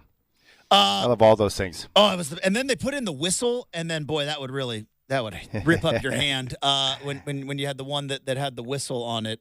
But real quick though, and once again, we'll let everyone know it is Haven Spa Pool and Hearth out in Clackamas. As Friday, Chad and Dwight are going to be out there, but you can donate your sports balls right now to the Boys and Girls Club. Fill the Viking Spa. But Chad, we got a couple of minutes. I wanted to get your thoughts, and I know you guys are going to be talking about, I'm sure, later on Drive, and I know that Chris and Dwight had Dwayne Hankins on yesterday, and that was fantastic. A ton of great information. But how awesome is this? Blazers on over-the-air TV and a legit streaming option. And for the first time in a handful of decades, it is going to be so much easier. I think Dwayne Hankins said 4 times the reach in terms of viewership for the Portland Trailblazers that they've had in years past. I'm super pumped for the new TV deal for the Blazers, and I'm sure you are. Dude, no matter where you're at, everyone is going to have access to Trailblazer basketball every single game at no cost. And what people don't realize is that I didn't grow up having access to all the Trailblazer games. They used to have Blazer cable, where if you wanted to watch a home game, you had to convince your dad that it was a good idea to spend $14.95 for a single basketball game. That was a very difficult pull in my household. He didn't understand the importance of me being able to see Magic and Kareem come to the Coliseum. So having access is terrific. Now, in my room, Justin, I actually utilize one of the digital receivers. I've had it for quite some time. And the access that you have with the digital receiver to channels is unbelievable. So many great free channels now, and the quality of the picture is really good. So if you've got the receiver, you've got a television, you'll have access to Trailblazer games. And here's where I think it's most important, Justin, is especially during a time where the team is in a rebuild, when you make your games available to everyone, that means a lot of younger kids are going to start watching more basketball because they'll have access. And that's where they start to develop a connection to the players. It could be Scoot, it could be Shaden, maybe it's Denny Advia, it could be a different player. You start to develop those connections that become very important to you, and then before you know it, you're wanting to go to basketball games, you're wanting to buy some jerseys, support the team, and I think it all starts with the connection that you have with your players. And that's the way it was for me when I was younger, living in Colorado. They'd put the Nuggets games on TVs, and the Nuggets weren't great back then, but I started to see guys like Fat Lever and Alex English and Michael Adams and all these different guys that I developed a connection to, and then you start to support them. So I think for the franchise, it's a major win. For the fan base, it's a major win. Like, this is a legitimate W, and I'm pretty excited about that because now you probably heard the same thing.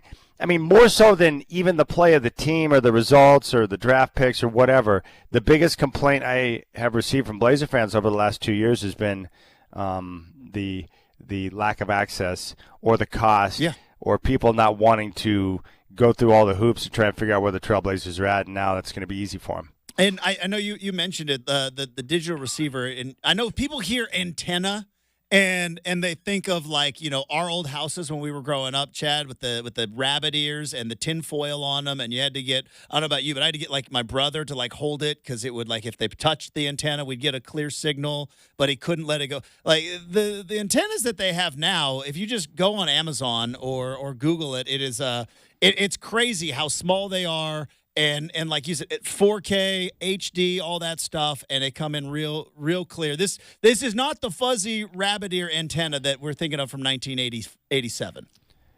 No, this is legitimate, high quality, high def picture, and I think they're going to be switching over to 1080. So people are going to have access to the best possible channels, and the best part is with these receivers, what I'm telling you is that this is where I access all my old television shows. So Perry Mason or Silk Stockings or all these different shows that I can pull up. I was watching Silk Stockings last night, and it's great. I love the old television shows, Network? but the USA yeah, Network? and the old USA Network, yeah, because they have all these different channels like Antenna TV, and they've got Me TV, and they've got Charge. Charge is one of the stations that Blazer games will be on, but the access to the old school programs, Magnum PI, it's amazing to me. So I think people will enjoy having the digital receiver to get their Blazer games and access some of the cool old school television programs. It's awesome. Coming up Friday from 3 to 6, Chad and Dwight, Rip City Drive, are going to be at Haven Spa Pool and Hearth in Clackamas, but you can donate new and gently used sports balls for the Boys and Girls Club right now out there in Clackamas at Haven Spa Pool and Hearth, and fill the Viking Spa. The kids need it. It's a great cause, right. And you can hear Chad and Dwight this Friday from 3 to 6 out there filling the Viking Spa. Hey, Chad. I always love when you come on the show. It's even better when we've got a good cause to promote, and it's even better after a Broncos win because I can hear it in your voice. Hey, it was very nice to see Bo Nix play respectable football. 10560 Southeast Highway 212 in Clackamas, Justin. Any balls that you have, bring them. Basketballs, soccer balls, baseballs, footballs. You can enter to win Trailblazer tickets, and if you drop off your balls, you can get some Dick's Sporting Goods gift cards as well. We're going to have those. Come out and join us out there at Haven Spa in Clackamas. Justin, I appreciate your time, my friend. Enjoy the football, and I will talk to you soon. You're the best, Chad. There we go. Chad doing. Whew. All right. We're going to head to the break. We have got I-5 Corridor. Tyson Alger joins the show next, 620 Rip City Radio.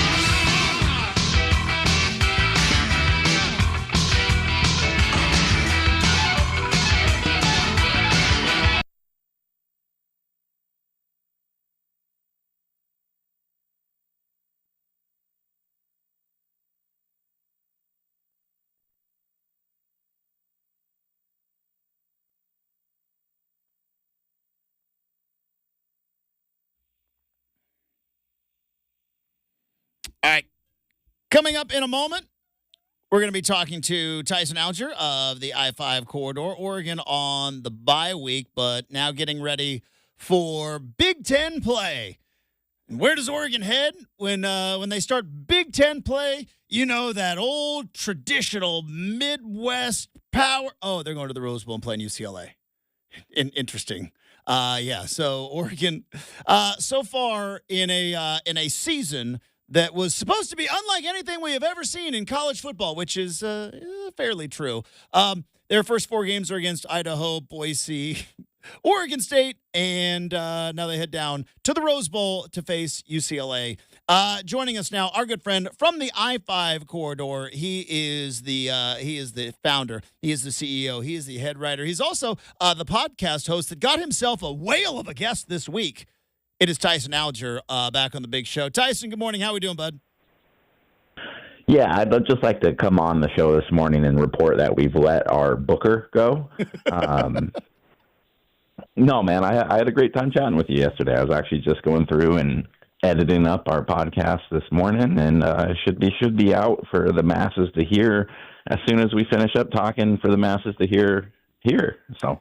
I'm going to do like they used to do back when like at the Douglas County Fair when I grew up. They would have a 7:00 show, and then they would have a 9:30 show. And at the end of the 7:00 show, they're like, the 9:30 show is completely different from the 7:00 show.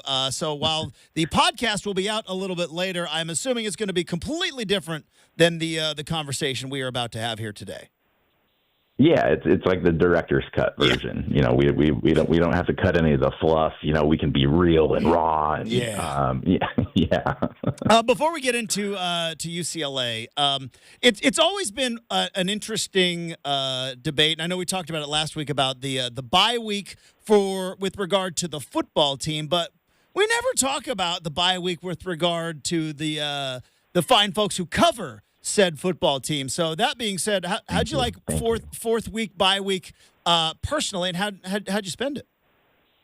Oh man, it was glorious. You know, it was a little weird for it to be like this early in the season. You know, but I do like the kind of the clear cut mental break of you're ending non-conference, you take a week off, and then you're going into Big Ten. So.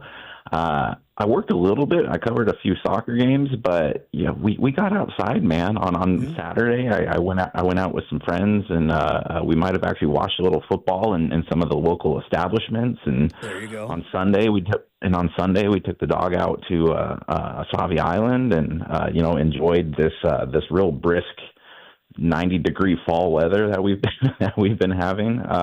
Yeah, it was nice. It was I think the bye week is a little bit more important for the guys who are boots on the ground every day. You know, the daily beat writers are really grinding out there. But you know, I'm old and I get to complain about things, so I can tell people that I deserve this bye week as well. So I'm rested and recharged.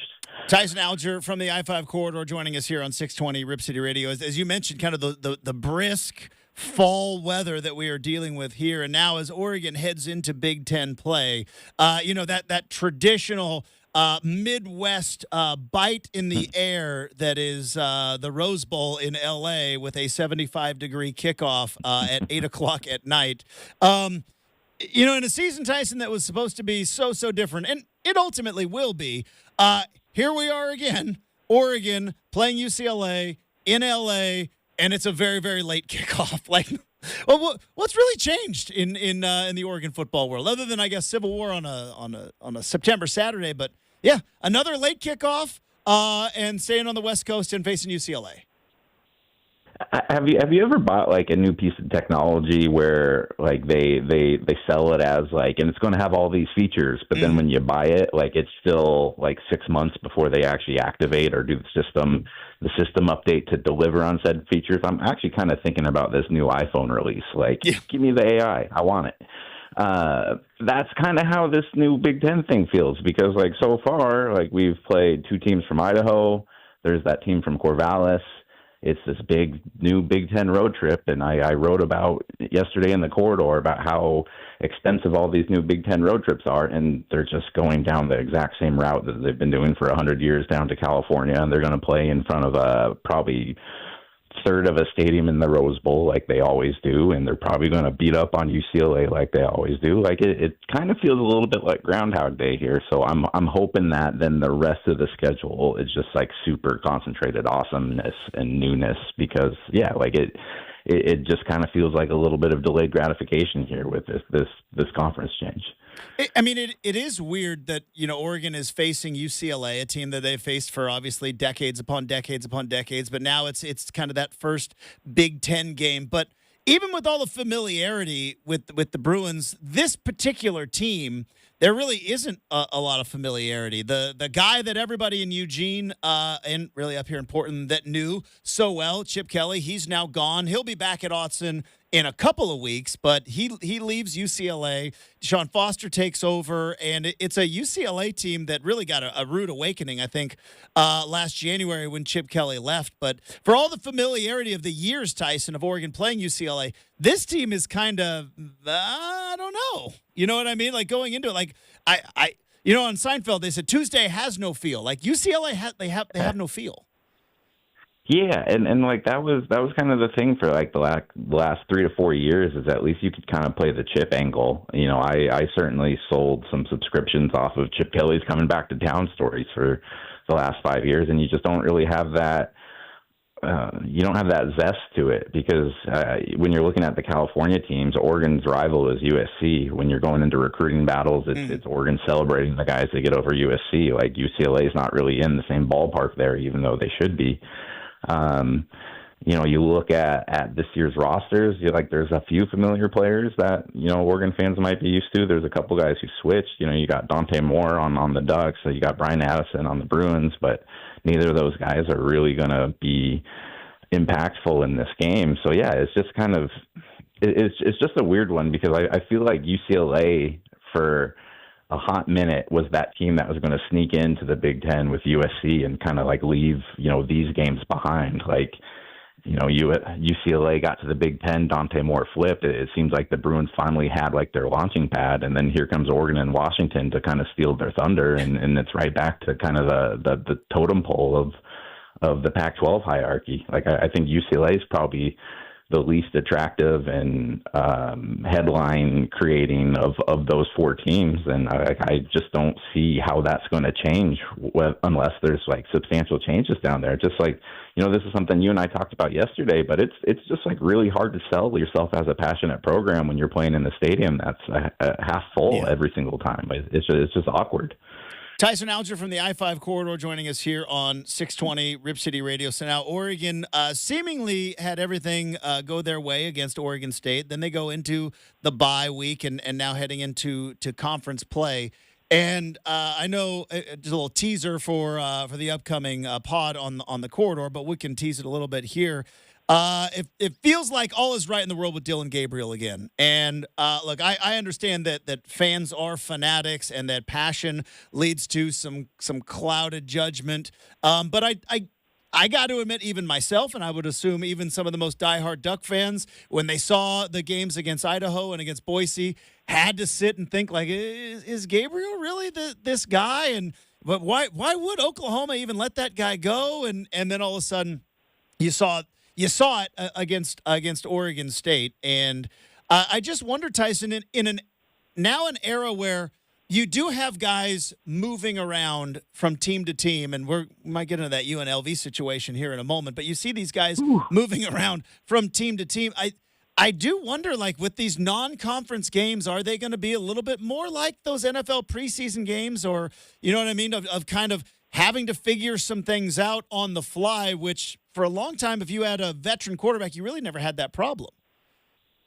Yeah, it's kind of like those NFL preseason games, but like you kind of need the quarterbacks to get some snaps in these ones, and I think that's what we've kind of seen. I know Bo Nix had everything operating so smoothly by the time he left the Oregon offense that I think we forgot about, that first game he had where it didn't go super well. I mean, granted, they were playing Georgia and not the team from Moscow, Idaho, but it's just it's actually kind of fascinating looking at how Bo and Dylan started their careers, because I don't think there were a lot of people that wanted Bo when he came here, and so when he struggled in that first game, it was a lot of confirmation bias. And with Gabriel, it's the situation where, I mean, your expectations, all the fans have been told from the start, is you expect this guy to be a Heisman candidate. And so, you know, when you're looking through those first two games where there's not a ton of explosive plays, where Oregon's only beaten Boise State by a field goal, which in retrospect, Boise State looks like they're a pretty formidable team, and you're not quite blowing away Idaho, like you're gauging all of this through like the lens of like, is this guy a Heisman candidate, or is this guy going to be the one who leads the Ducks to a national championship? So I think he was being graded very, very toughly. But when you look at like his stats, I mean, like even in those first two games, he was still completing 70-80% of his passes. He wasn't turning the ball over, and you give him a little bit of pass protection against the Beavers, and then you can kind of see what happens there. Like I don't think Gabriel's going to be quite as good at creating plays when things break down as Bo Nix did. I mean, Bo Nix is one of the best freelancers we've seen in football, and you saw that in the NFL this last week with that massive run he had when it looked like he should have been sacked. But I don't think Gabriel's that dude, but I do think he's a very talented quarterback with a very accurate arm who's mobile enough that if you do give him proper protection, he's going to light it up. And that's what we saw against the Beavers. And I think as long as Oregon feels like it's addressed its offensive line issues, I think we're going to see more of that. And that's another thing with regard to the offensive line. And I know that in this this super secretive world of college football, injury talk is strictly forbidden, and coaches love to live in the vague. We still don't know what's going on with Cam Rising, by the way. But I don't want to believe this, but you know how like you get those guys like, oh, he's close. Yeah, he's not going to play all year. Matthew Bedford now looking to once again. I played a little bit against Oregon State, and he was kind of one of those prize offensive lineman transfers coming in from Indiana, and he didn't play in the first two games. Played a little bit against Oregon State, but didn't start. Suffered a setback. Doesn't look like he's going to be playing again this week. I get, and I hope I'm wrong. I hope I'm wrong, but you get one of the feelings. Is he going to be one of these guys that is just injured all year?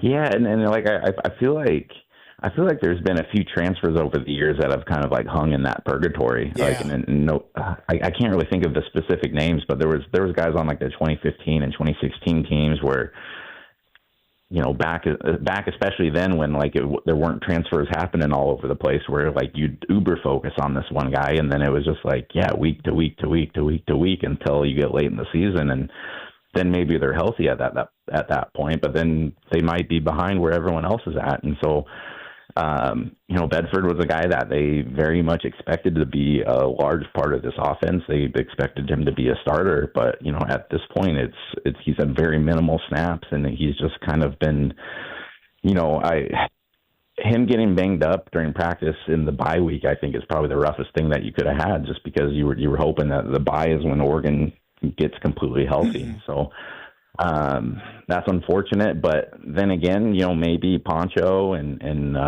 Charlie Pickard and you know, all the other guys who have gotten reps early in the season, maybe it's beneficial that they were able to kind of go through that fire early, especially if they're going to be getting reps later in the season against some of these bigger teams. But yeah, it's just at this point, I feel like that's one of those stories that we're probably just going to recycle every week.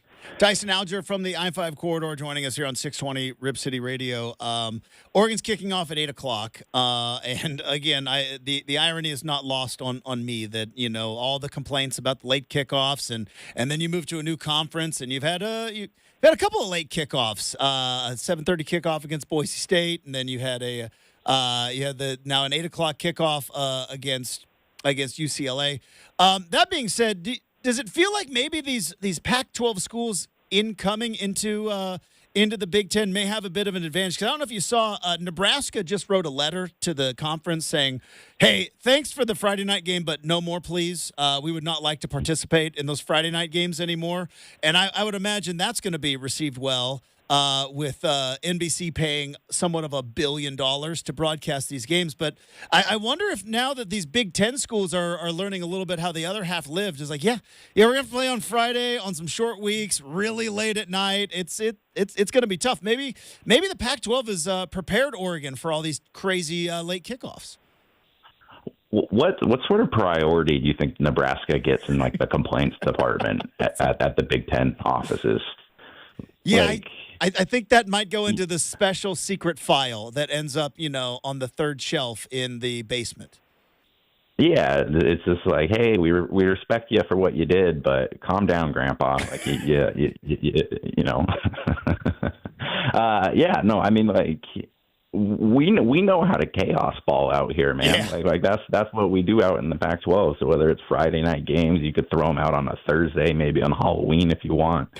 8 p.m. kicks, walk in the park there. Here's a question, because I don't have a fair way to judge this as a reporter, because I don't like late kicks because of deadlines. But like, as a fan, like, I like watching sports Saturday night. Like, do fans really not like late kicks, or are they just not liking them because of the optics of the late kick and that whole, like, the East Coast isn't watching? It feels like it takes forever to get to the game. And I think, Tyson, as a West Coast college football fan who gets up at 6 a.m. because you do morning radio, you don't get to sleep in anymore. I'm watching College Game Day at 6. I'm starting my football day at 9, and we're still 11 hours until kickoff. To me, that's where I've never liked the late night kickoffs on the West Coast, because it just seems to take forever. I'm also a grumpy old man that likes to go to bed at 10 o'clock. There's that, but it feels like it just takes forever to get to the game out here on the West Coast. And that the rest of college football, you can almost feel that the rest of college football is asleep. Yeah. Yeah, I enjoy, if it's a good game, the complete attention that's on it, and then you get some, like, loopy, maybe a little buzzed up East Coast media that are get uber focused into that game. Yeah. But, like, I also think, you say you're an old man and you're getting there, but you're not fully there yet. And, like, I think it's good that you have to have, like, a built-in excuse once every 4 weeks to stay up past 8 p.m., Justin. I think it's just healthy. It's probably healthy for your relationship. Yeah. I think it was a game last year. I can't remember.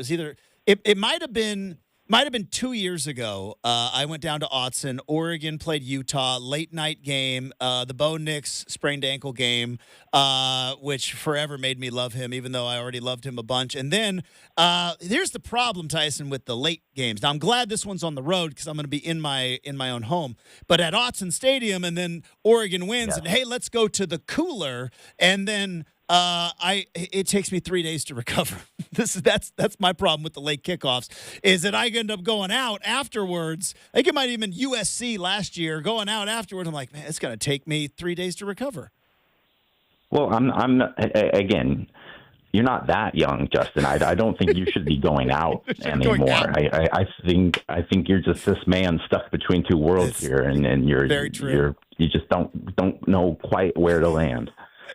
Tyson Alger, you can find him on the X or Twitter at Tyson Alger. You need to be subscribed to the I-5 corridor. The link's in the bio, as the kids say, I-5 corridor, and you can hear him obviously each and every Wednesday on this particular program. Tyson, enjoy the game this weekend. Have a terrific rest of your week, and we'll look forward to talking to you next Wednesday. Yeah, you too, buddy. There we go. Tyson Alger, boys and girls. We have got the RCM mailbag wrapping up the big show. Next, 620 Rip City Radio.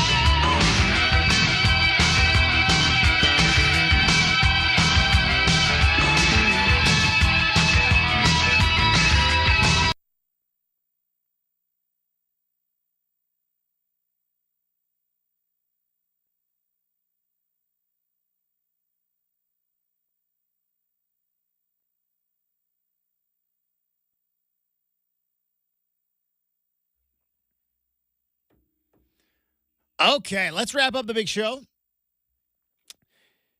If you are new to the program, we do this each and every day. It is the RCM mailbag. If you are a returning customer, then you already know that it is random questions, any subject, any topic. Nothing is off limits. We'll not duck the tough questions. Let's fire it up. On a Wednesday, it is the RCM mailbag.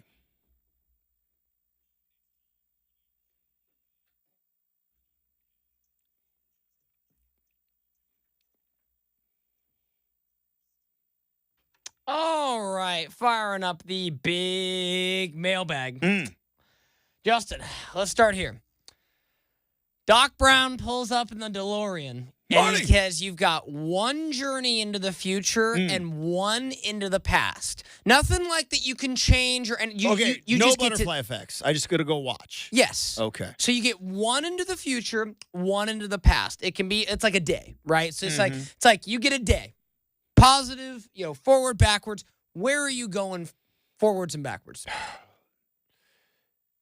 It's a very good question. Put a lot of effort and thought into this one. Yeah, it's a very good. I mean, at some point, Oregon is going to be playing in the national title game, and they're going to win a national title. And you want to see that? And I want to see that.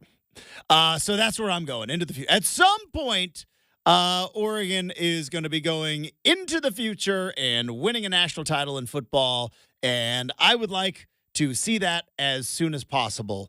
Going back, and again, and I can't do the whole like now that I know this and I could go back. And the results don't. So if you want to say, like, let me give you an example. Like I can't do like Biff Tannen and go back and be like, hey, I would like to bet $1,000 on Buster Douglas to beat Mike Tyson. Yeah, no, nothing like that.